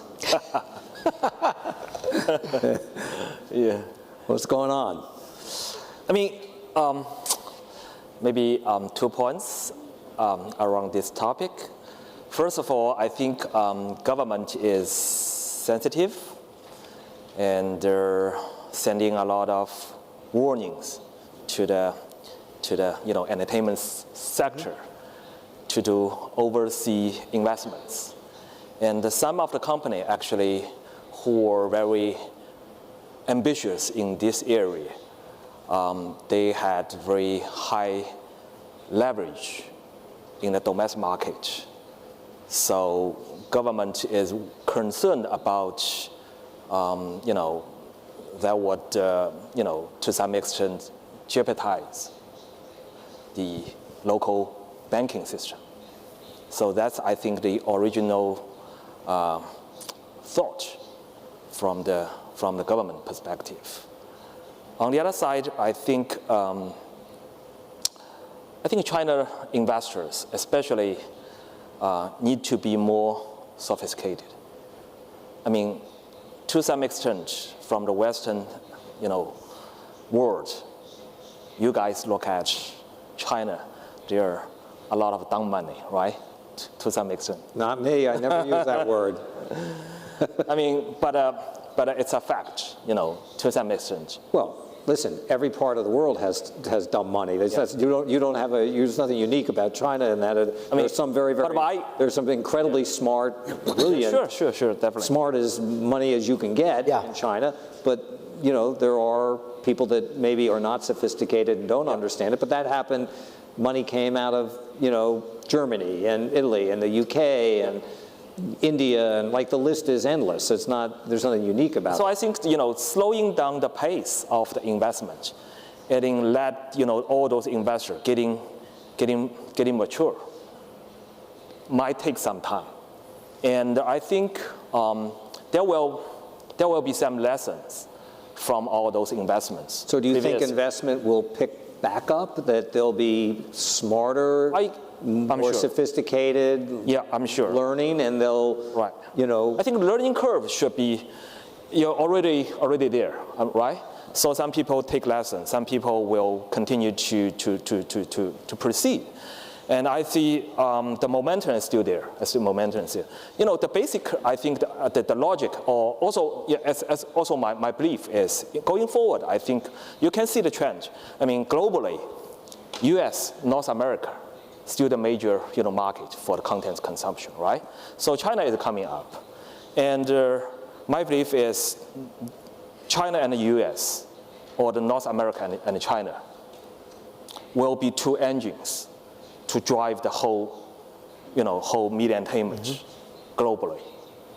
So I think those exchanges, you know, cross-border investments, overseas investments, still will go forward. So something we talked a lot about, I think probably still continues today, one of the pillars of soft power was how can China compete not only with its content that is made here in China, but importantly, how does China become an exporter to the rest of the world? How do you jump that hurdle, which truly has not happened yet? Do you have a path to do that? Is there a strategy to accomplish that today? Because right now, it's pretty much a one-way street. Western content comes here, even when you have these blockbuster hits, you know, Wolf Warrior and Monster Hunt, two phenomenal movies. They did not travel the rest of the world. How important and how do you overcome that? I think first of all, I mean, this kind of the move, you know, from the domestic market, the contents from domestic market gradually can be traveled around the world. This move is not a purely a government-oriented, task. It should be a market, you know, at least it's marketized, you know, aggregating a lot of forces from the market. And what I can see positively, first, I think the market is aware of, you know, we need expertise. You know, for example, we just mentioned storytelling. We need all those format expertise and professionally. And then we can translate, we can present our story in a way which the whole world, especially the Western world, can appreciate. So, Bob, go on. Yeah, I was just going to say that sort of tying together something that you both said, which is kind of really interesting, which is Jeffrey's talking about soft power, which is the projection of values and projection of culture and projection of thoughts. And you're talking about slowing down the investments in Hollywood for a whole bunch of reasons which you had laid out. It is tied to that inflection point of the realization that you know, we oftentimes forget that those of us in this silly word called entertainment, which is really more media, is a public trust. I mean, what we put out into the world is affects people. It affects the way they not just feel, but it can affect the way they think, especially if an idea catches hold. And it's a very potentially dangerous situation. And when you've got so much size and explosive growth happening in China, it's a really interesting dynamic. So, but in my partnership with Raygon, one of the things that he imposed on me was to say, I need stories that have an authenticity and an origin in China that can be told in a Western way and exported to the rest of the world. The best example of that was Kung Fu Panda. And he said, as your partner, you must replicate that path, not exactly that movie, but that idea as a goal. He imposed that on our partnership, and I didn't feel, I mean, it was a good imposition. Didn't hinder us in any fashion, shape, or form. It just added yet another dimension. How much are your partners asking, demanding that of you? Great question. So, never overtly. And the way we sort of look at this is, I look at something that was a fabulous global hit like Kung Fu Panda. I'm not sure at that point, I think we might have talked about this, that a lot of the things that you were doing that made the film so appealing would have actually gotten cleared when you did them. And maybe that will have changed by now. But that's a decade ago. Yeah, so, but I mean, but very different environment today. But I think one of the frustrations that a lot of American entertainment companies have found, and I don't share this frustration, has been they look at China as a market that they need to reach their hand in and pull out as much as they possibly can. And there's a force pushing back, which can be SARFT, which is the state agency for film, television, and radio, that basically says what clears and what doesn't clear. And the American attitude is constantly, how can I get around those rules? How can I negotiate getting around those rules? And it causes a lot of friction. One of the things that we've worked very much with our partners on is to try to approach that from the opposite side, which is, what are we trying to thematically embrace? I mean, are we trying to understand that film can be educational, and you want things that are aspirational and kindness, and what values you're actually trying to promote? And that, for me, is the biggest difference in terms of our partners. Good. Appreciate it. Yeah, just very quickly, 2 points, adding to my comments. I think besides the expertise of doing a good movie, good contents, I think another 2 points we should emphasize is, one is it will be relying on the innovation and the evolvement of our ideology. That's one thing. Second thing is, I think, popular technology. A lot of new applications will help China, this soft power exportation. So we only got a minute left here. Yep. Tell us, what's the future of location-based entertainment and sports here in China? And you have 1 minute to do it in.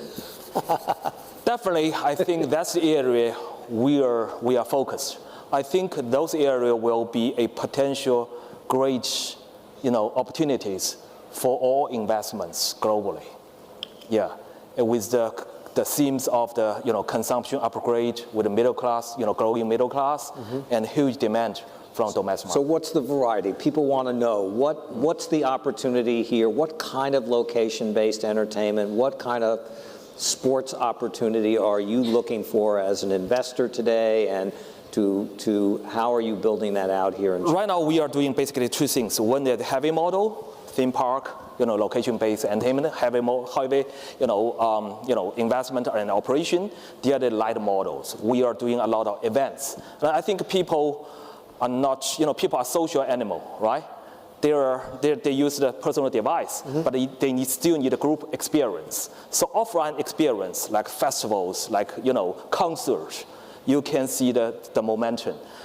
From all the statistics, all the numbers, you can see the momentum from offline experience. So online, definitely, Tencent, Alibaba, they are doing a lot. Then offline is let's say, a vacancy for the people to consider. So with the blockbuster success of Disney Shanghai, which I know you were very, very instrumental in bringing that to Shanghai and a partner, an investor in it, will there be more Disneys in China soon? Yeah. I think all the theme park operators are desperate to find the good locations in China, because China population is quite scattered. So there are a lot of opportunities from those. I just mentioned the lower tier cities. Right. Huge demand for location-based entertainment. Time is up. Thank you very much. Thank you very much. Thank you. Thank you. Thank you.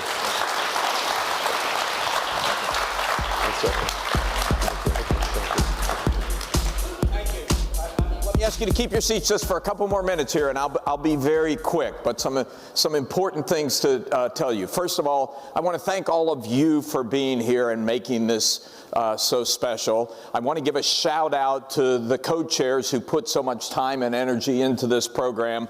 Adam Lashinsky, Clay Chandler right back there, Nina Easton, Jimmy Florcruz. Jimmy, where are you? Somewhere over there. Okay, good. Thank you, Jimmy. And also, is Cliff Leaf, the editor of Fortune, here? No, okay, but thank him too. An incredible program they put together for you. I also just want to take a minute to thank the unbelievable work done by our production teams. I don't know about you, I've never been to an event that was so smoothly run and so spectacularly produced as this one, and I think we should give them, there are too many of them to name here, but I think we should give them all a great round of applause. And obviously the city of Guangzhou has gone beyond imagination in helping us present this event and the show they put on last night. And so we thank the city of Guangzhou. And then our partners, our presenting partner, HSBC, our partners, China Energy Company, China Southern Airlines, Country Garden Holdings, GE, Guangzhou Automobile, Guangzhou Pharmaceutical, Insigniam, Medea, Yueshou Financial Holdings, Xishuin Fang. I hope everyone got to taste the official white spirit of the conference. Huawei, Herman Miller, who provided the chairs you're sitting in, Tencent and Atom Think Tank, and of course our knowledge partner, McKinsey & Company. I hope I didn't forget anyone, but they've really been incredibly supportive of this event, and they deserve a round of applause. And of course, the most important piece that makes the magic of these events is all of you and your participation and your discussions and your questions, and we thank you all for being a part of this, and we hope to see you all in Canada next year. So thank you.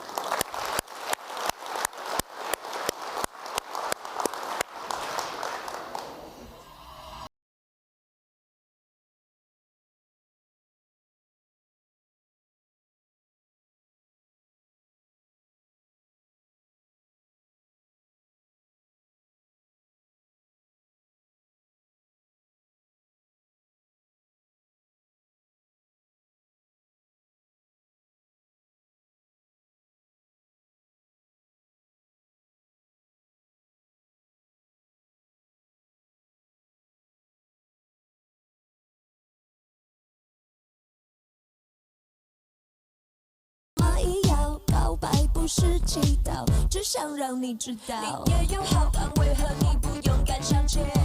我撤掉所有阻碍，只让你在眼前。幸福只要面对胆量，不需要训练。做人要潇洒一点，我找到世界。哦哦哦，我喜欢，我喜欢你。哦哦哦，别压抑，不是秘密，我相信。亲爱的各位媒体朋友。 Dear media friends, 2017 Fortune Group Forum has been highly supported by the domestic and international media sitting or not sitting here since the 6th of today, 6th of December, and today it's going to conclude. First of all, we would like to invite the Chief Content Officer, Mr. Wurilan from Times, as well as the members of the Guangzhou municipality and Mr. Cai Chaolin, the Executive Director of 2017 FGF, to come to the stage together.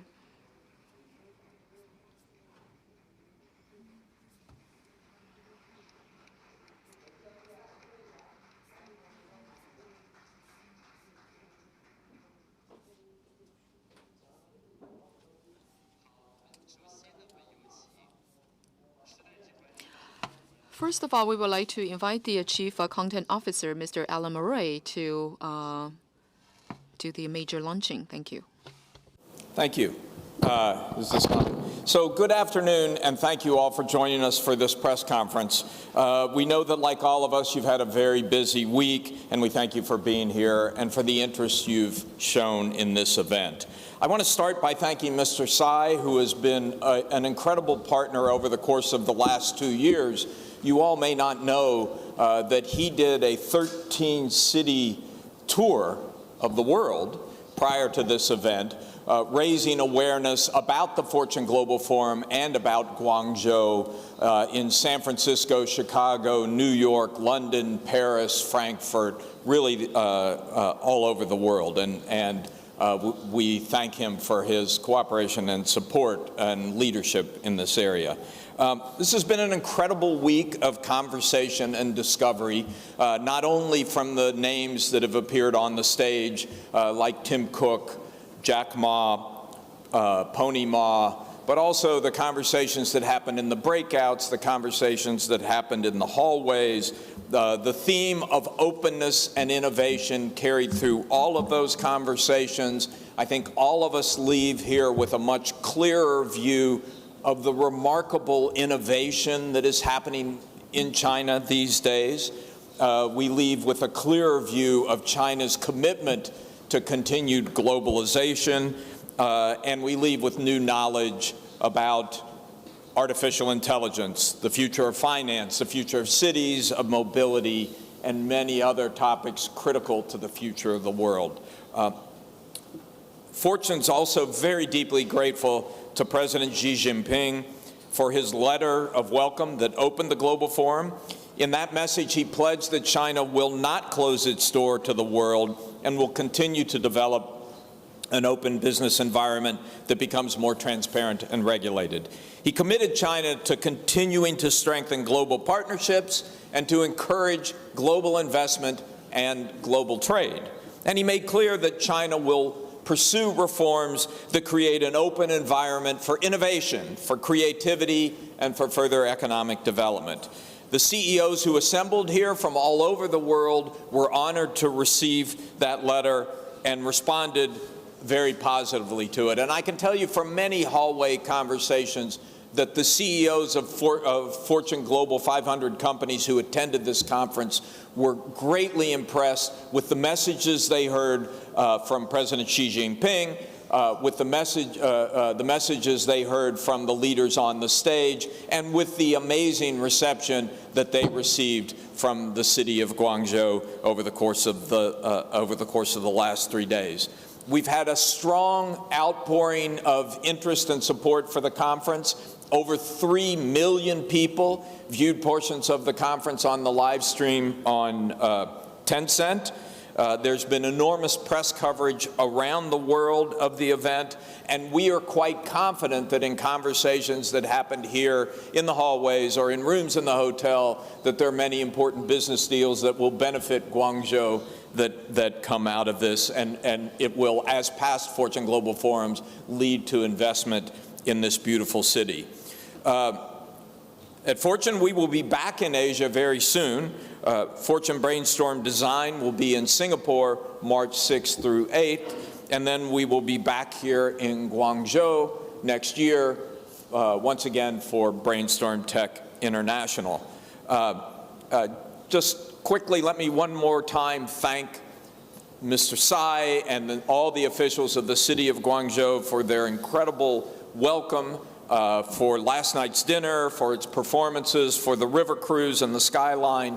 I want to thank Vice Premier Wang Yang for joining us and honoring us with his comments, which were interesting elaboration on the events of the 19th Party Congress. I want to thank the staff of Fortune that worked so hard to put on this event, all the volunteers who have been here and who have helped us out, and just overall the tremendous warm welcome that everyone in Guangzhou has given us and has made us now consider you truly top-tier Fortune Global 500 city. Thank you.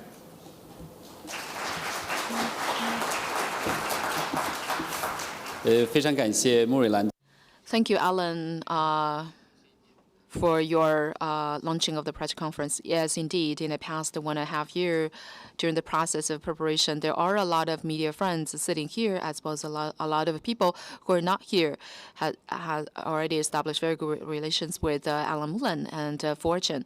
Now we would like to invite the director of the executive committee of 2017 FGF to launch the press conference. My dear friend, old friend, Alan Murray, as well as my old colleagues from Fortune Group and media friends, good afternoon. From December 6 to 8th, 2017, Fortune Group Forum is being held in Guangzhou.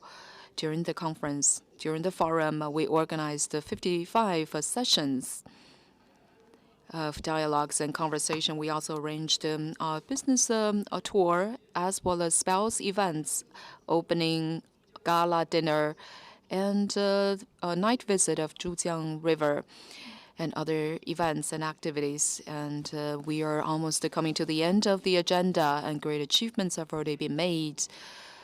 I would like to briefly introduce to you what we did. First of all, the forum elaborated the spirit of 19th CPC Congress to the international world. So this forum is a very important multilateral event after 19th CPC Congress. President Xi delivered his congratulation message to this FGF and illustrated the policy direction, and also announced that China would like to establish a common destiny between all the human society. And we implemented the spirit of CPC 19th Congress. And this is a very important area for us to implement the spirit of 19th CPC Congress. And also in the two breakout forum, as well as 3 roundtable discussion, the government officials from Guangzhou also delivered related speech, and also the document from the central government written by President Xi Jinping had already been distributed very quickly to the participants. Secondly, during the forum, we had around 388 companies from 36 countries and regions. Altogether, the participants' number reached more than 13,000, and 300 CEO level participating in the conference. And we have 118 people of the VP level from Fortune 500 company coming to attend this meeting. So the number of participants exceeded the previous FGF conferences. The government officials and top 500 companies and the leading companies sent their CEOs, as well as the government officials higher than the vice minister level. Altogether, we have 100 people of that level coming to attend this meeting. And we also organized 2 sessions of high-level dialogue between the top companies so that they could have a better understanding of Guangzhou.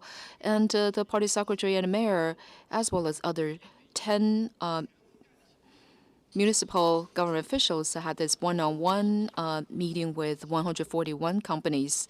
And Mr. Xue Feng, party secretary, had 22 sessions, and Mayor Guo Hui 15 sessions, and Yue Lun 11 sessions. They delivered the message of welcoming the investment and trade from their companies. And also we organized the city tour. Around 364 business heads attended these visits to have a further and closer contact with Guangzhou. And GAC, as well as Guangzhou Pharmaceutical Group and Yuexiu became the partner of this FGF 2017. And during the process, Guangzhou municipality, together with the Ant Financial of Alibaba, signed a strategic partnership MOU.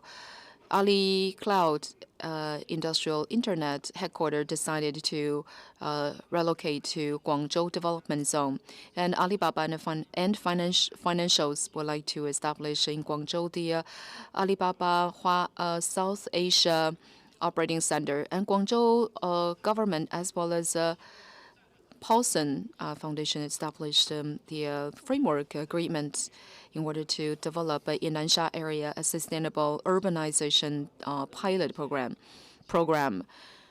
And there are a lot of others, similar other cooperation activities going on. And number 4, during the forum period, the technical brainstorm Tech International was held, and around 13 sessions of dialogues and interviews were conducted, and we attracted 200 participants. We also organized a 4 roundtable discussion for the 2017 FGF, and some major city heads and leaders come together in this roundtable discussion to discuss about the how they could cooperate between the government and the business sector. And also, we organized breakout sessions to discuss the issues faced by the world, and also promote China's further participation into the global governance and to establish a modern economic structure or system, especially Mr. Ma Yun, Jack Ma from Alibaba, and Pony Ma from Tencent, Tim Cook from Apple, and Ms. Penner from Walmart, and Mr. Guo Taimin from Honghai. And all these people had in-depth discussion about the future and technology, and which attracted a lot of participation. And we also arranged the spouse events, and also arranged 19 commercial or business tours to fully showcase the vigorous development of Guangzhou. And number 5 is to organize opening gala as well as the gala dinner to fully showcase this inclusive environment for Guangzhou. And we organized the Zhujiang Night Tour for the participants so that you could have a better feeling of the tradition as well as the modern style of Guangzhou. And the forum is very well organized and very securely organized. We arranged the resources to participate into the receiving of the guests. And secondly, we came up with the transportation policy and plan. Smart transportation makes the transport very safe. In general, the guests are happy with the transportation. And number 3 is volunteer service. We have around 3,350 volunteers attending this forum, which exhibits the level of organization of the Guangzhou municipality. Number 4 is to make sure the safety of this forum. And in order to keep the security and make the conference to be conducted in an orderly way, we devoted a lot of security resources, and also maximally reduced the impact over the mobility of the general public during this process. And number 6, we have a very conscientious planning and roadmap for this 2017 for FGF. And we also visited Beijing, Paris, Hong Kong, and 13 road show of 2017 FGF attracted a lot of companies to participate and presented the image of Guangzhou. And also the image of Guangzhou has been highly promoted. We invite we also produced the commercial for the Guangzhou and has been shown to the participants in different forms. And we also attracted altogether 20,000 media agencies. And starting from December the 6th of last year to November 30th, we have seen around 6,000 times of coverage of this forum. And during the conference from December the 2nd to December 18th, around 89 media from both China and abroad, and 420 journalists attended did the media coverage, and the total papers published, or newspapers articles published, around 10,000 coverage. And it covers a large amount of readers and around 2 billion people times. And according to the information center, there's around 42,000 of people visiting our website. Thank you very much. Thank you very much, Mr. Alan Murray and Mr. Tsai, for the press conference talk. And we also feel that great concern has been given to us to the 2017 FGF, as well as to Guangzhou and Guangdong province. Thank you very much. So now the floor is open for the Q&A session. Please prepare the microphones. Before you raise your questions, please introduce yourself and also your organization, and then you can come up with a question. Now the floor is open. How about the lady in the front, in the middle row? Thank you. With the CCTV and the China International Radio, my question is for Mr. Morris. It's for Mr. Alan Murray, and I am from CGTN, China Global Television Network of China Central Television. And Mr. Murray, we all know that the Fortune Global Forum has been held several times in China before, and this year's forum is another very important multilateral international event held in China, especially after the 19th National Congress of the Communist Party of China. So in your perspective, what are the highlights that makes this year's forum different and special from the previous ones? Thank you. Thank you very much for your question. I would cite three things that have made this clearly the most successful of the 5 global forums that we have held in China. First of all, there's an enormous amount of interest of the stage that the Chinese economic development is at right now.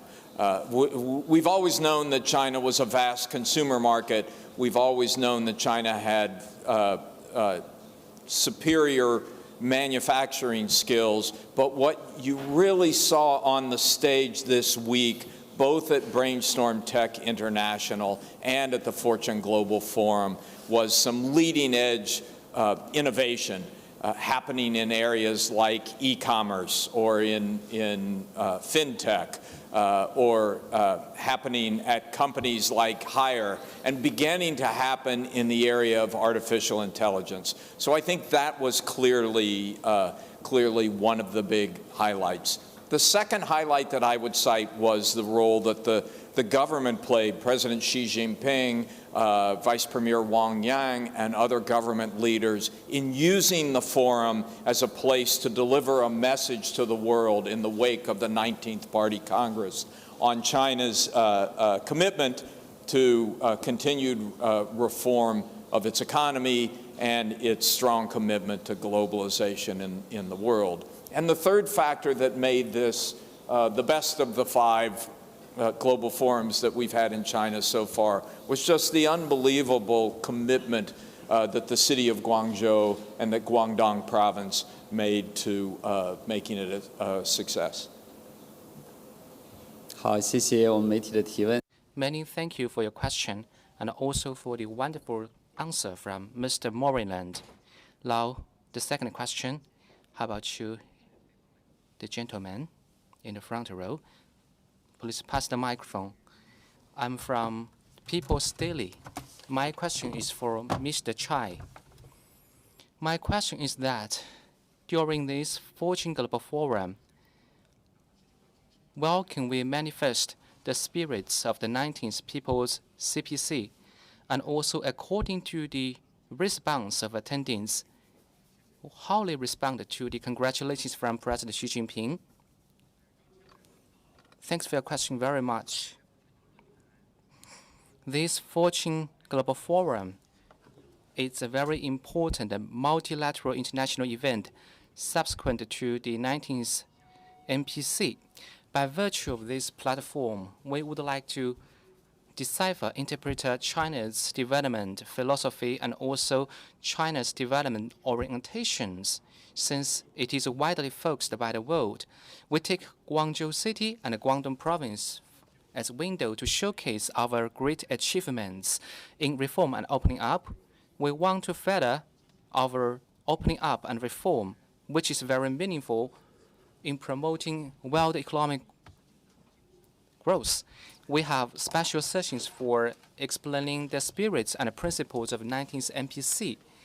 I'd say that we've invited officials from NDRC, China Communication, and the Broadcasting Department, PBOC. They have delivered speeches to interpret China's development trends in the related fields and also our policy orientation.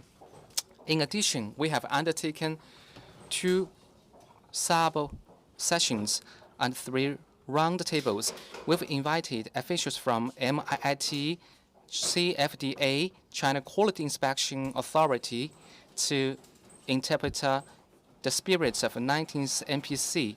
Besides, we have prepared the report for the 19th MPC, especially President Xi Jinping's philosophy on national or governmental governance in both Chinese and English version, which are well received by our audiences.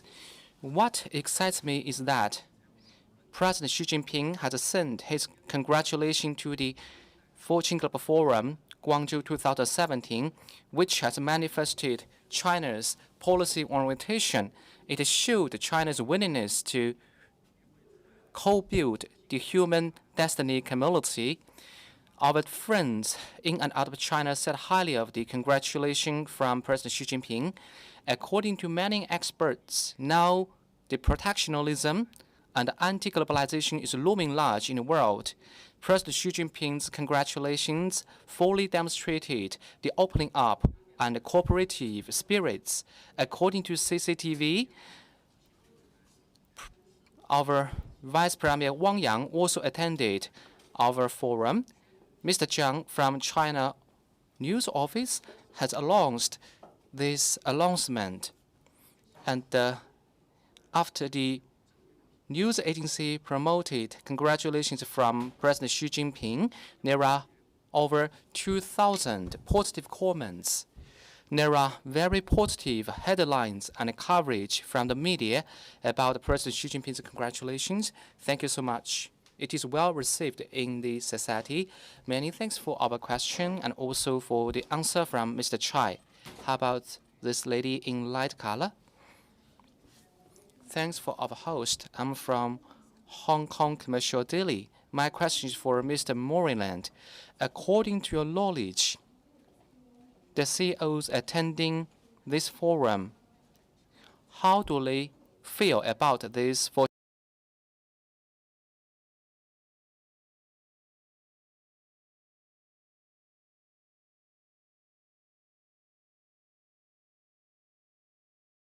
Now we have a lot of international events in Guangzhou, which showed that Guangzhou has become an important international exchange center in the world. How do you evaluate this? Thank you very much.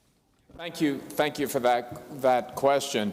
I talked to many of the CEOs from around the world who attended the conference over the last 4 days. And you need to keep in mind that these are very busy people. They have very crowded schedules. For them to make a commitment of 2, 3, 4 days to a conference like this is a huge investment of their time and energy. And so the question I asked was, Was it worth it? Did you get something out of it? Across the board, every CEO I talked to said, yes, amazing, really positive. Both the content, the people who appeared on stage, you don't get a lineup like that very often. The conversations they had off stage, but also the incredibly welcoming reception that they got from the city of Guangzhou.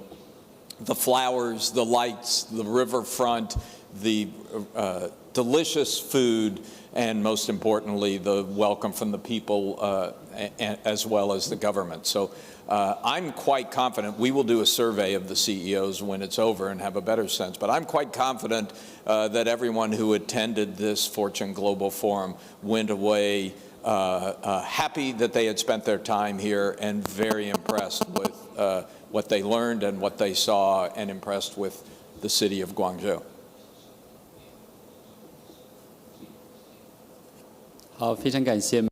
Many thanks for the questions from Armenia and also the answer from Mr. Moreland. Okay, the lady in the middle. Thanks. I'm from China Southern Delhi. My question goes to Mr. Chai.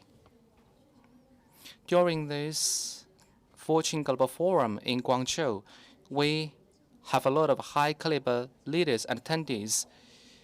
This has been a historical record in terms of the number of attendees. Lately, we are seeing that Guangzhou belongs to the world, belongs to the whole globe.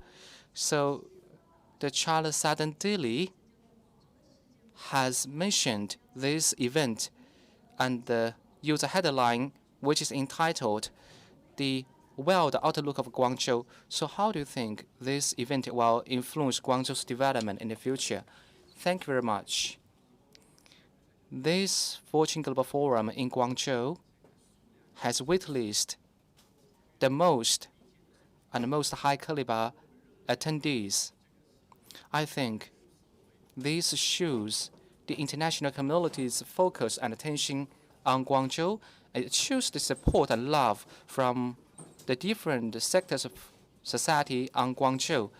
In the beginning, we think Guangzhou's development can reflect the development of Guangdong province and even China at large. We describe this forum as the most direct window to get to know the economic trends in the world. There is a reason for them to choose to host this forum in Guangzhou. They will choose a very dynamic, vibrant destination for hosting this event. The forum is under the theme of open and innovation, constructing new economic outlook and landscape. We will focus on the popular issues, and our attendees and guests have made very in-depth exchanges with each other.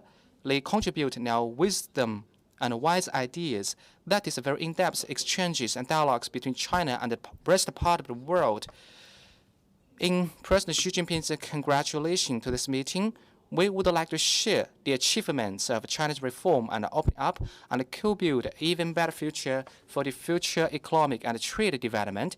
This showed the positive meaning of this forum on world economic growth. Next year will mark the 40th anniversary of China's reform and opening up. In such a crucial moment, we meet at the forefront of China's reform and opening up the city of Guangzhou to have dialogues with the world, which will have far-reaching effect and impact on China and the world. This forum is home to international and domestic talents, leaders, and officials, which showcase Guangzhou's development so that the world can know more about Guangzhou and that Guangzhou can become more integrated with the rest part of the world. Besides, it will promote exchanges and communication between Guangzhou and the rest part of the world. Now, Guangzhou is an integral part of the world. In terms of trade, commerce, tourism, and financial, we have fully engaged in international exchanges and cooperation. Via this forum, we want to present Guangzhou's city image and sound business environment so as to attract more investors and enterprises to develop our business in Guangzhou, to aggregate more high-end resources globally in Guangzhou to build Guangzhou into an international hub, an important link for international exchanges, and communication. Thank you very much. Thanks for the question from our media friends and also the answer from Mr. Chai.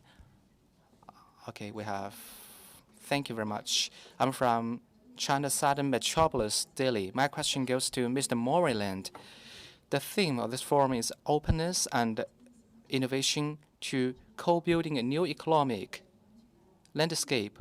By hosting this forum successfully, how will it facilitate the constructing of the new economic landscape?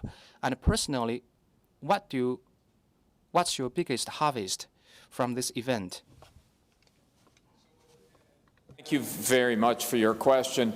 I think what events like this do, look, openness and innovation happens with a free exchange of ideas, with the opportunity of people from different backgrounds in different industries to get together and share their thoughts and share their ideas and share their innovations. And that becomes the support and the core of further innovation.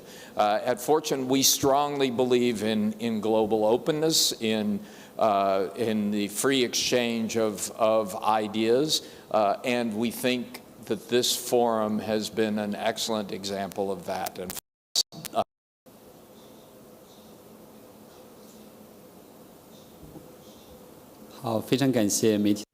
Many thanks for the question from our media friends. The good answer from our Mr. Moreland. Okay, the lady in the front row. Thank you. From Guangzhou Daily. I'm from Guangzhou Daily, and my question is to Mr. Cai. You mentioned that during this forum, a lot of agreements have been signed, MOU have been signed. So what does FGF left for Guangzhou after this forum? And after this forum, how Guangzhou is going to strengthen its cooperation and communication with the Fortune 500 in order to achieve high-quality development for Guangzhou? Thank you for your question. And after this 2017 FGF, actually we're trying to summarize what that we can achieve from this FGF from the Guangzhou's perspective. There are tangible as well as intangible impact. First of all, FGF chose to organize this 2017 meeting in Guangzhou. That showcased that the investors as well as business leaders are interested and are confident in Guangzhou. So through this FGF 2017, we showcased to the world the image of Guangzhou as well as the business environment, our soft strength and hard strength, which is really good for Guangzhou to further attract investment and companies and conduct international cooperation. It's very positive. I call this intangible asset or intangible wealth. In terms of the tangible result we achieved from this forum, is we have already established a long-term communication platform with the FGF. That's the Fortune 2017 Brainstorm Tech International will be located in Guangzhou forever. And by using this platform, we can even upgrade Guangzhou's image as a technical strong city. And also, by organizing this forum, we can force our management to be more defined in Guangzhou municipality management. As you can see, the overall environment has changed a little bit, right? So we would like to make Guangzhou a better city so that the general public of Guangzhou people could have a better and happier life. So what are we going to do after this forum? First of all, we would like to contribute a lot and devote ourselves for the organization of Fortune 2017 Brainstorm Tech International. And starting from Q1 of next year, we'll start the preparation work in order to make it more successful.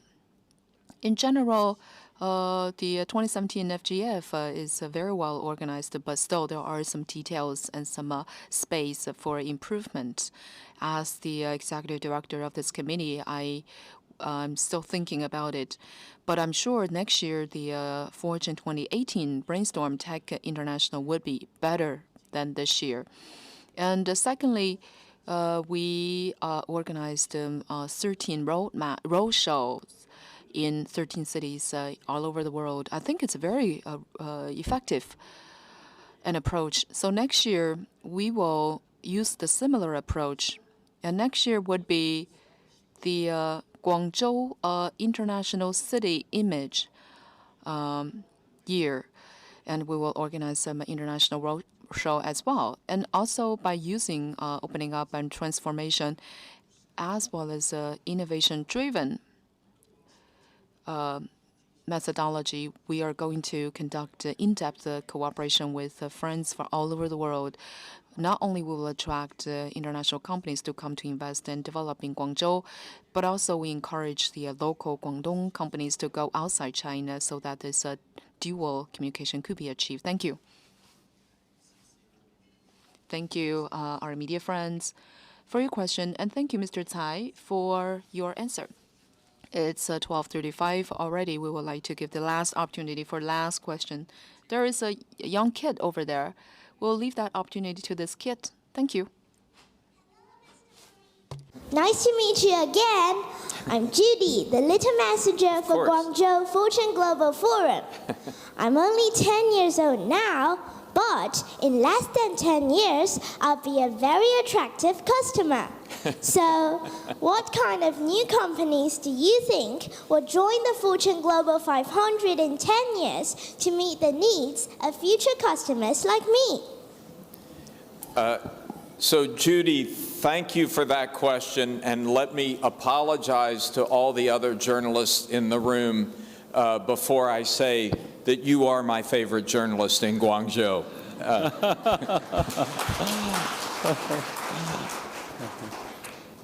I think what we heard here at the Fortune Global Forum over the last few days were some very interesting developments on the frontiers of artificial intelligence, which has enormous potential to change the world in many industries. And so I think that's an area, if you're looking 10 years down the road, where you should expect big changes and lots of development. The other area where we heard some very interesting work going on was in the area of biotechnology and bioscience and healthcare more broadly. Again, I think that's an area where if you're looking to focus your studies for the next 10 years, you would do well to pay attention. And finally, let me just say that I hope at some point you will come to New York and visit us at Fortune. We would love to have you there, and I'd like to have you teach a reporting class to some of my reporters. Thank you very much for your question, and thank you, Mr. Alan Murray, for your answer. By the way, last time I think I promised you the shrimp dumplings. Yes. Yeah, and I value my words like you did. So, da-da-da-da, here's the surprise.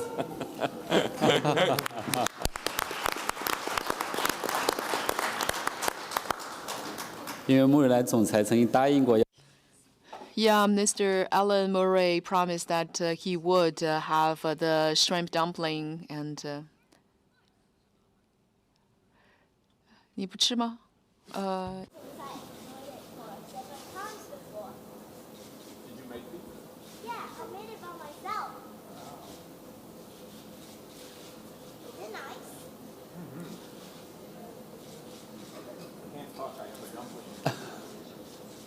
Very good.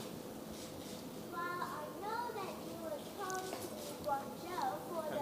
Can Mr. Tsai have one? OK， 我们来总这样请。好的，好的，好，好，也请。好，好，谢谢我们的小朋友，谢谢。Thank you very much. Thank you.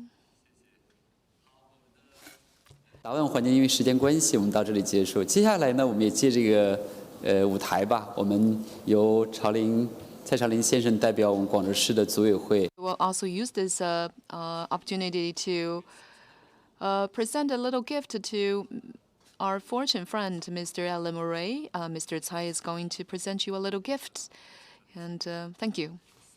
Mr. Tsai is going to present this gift to Mr. Alan.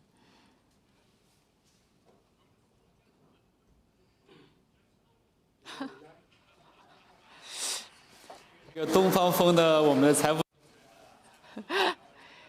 So this is the president of Fortune.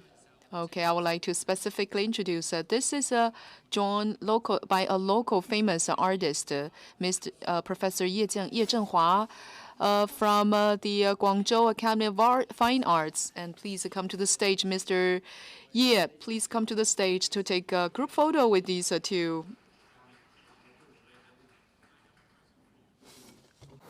We can bring it up on stage, please. Okay. Oh, we take a photo with our. I'm the hater. Oh, take a photo. You're the hater. Professor Ye, the artist. Maybe you can make it as the cover of your magazine. Do you think so? Over here? Yes. Okay. 我们请3位一起在中央。 Okay, the three of you, please come to the middle of the stage. Let's take a group photo.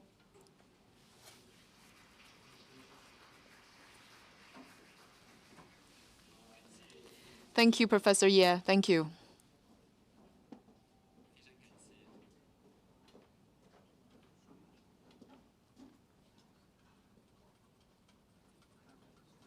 We 穆瑞兰总裁呢也有个礼物送给我们广州方的蔡朝林先生，我们看这是什么礼物，大家看一下哈。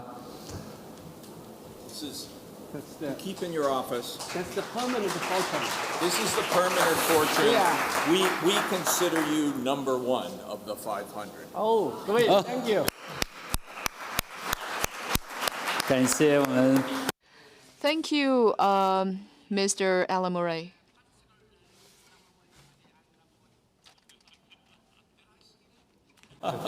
Right here. 好，朝不同的方向，我们给各位媒体朋友拍拍照。 So looking at the different directions, you can take photos by the media.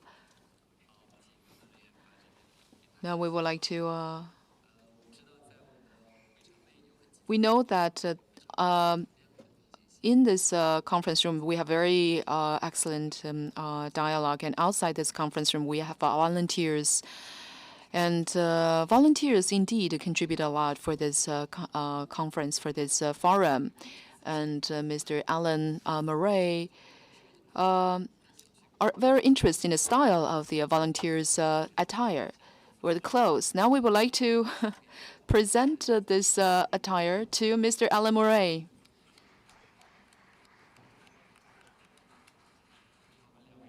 Two of you, both of you will have these clothes. Thank you.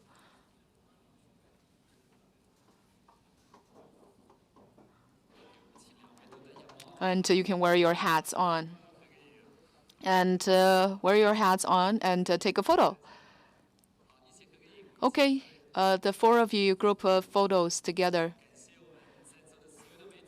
Thank you all, the media friends, for your support. And with that, we would like to conclude today's press conference. And hopefully you can participate in the afternoon visits. Thank you.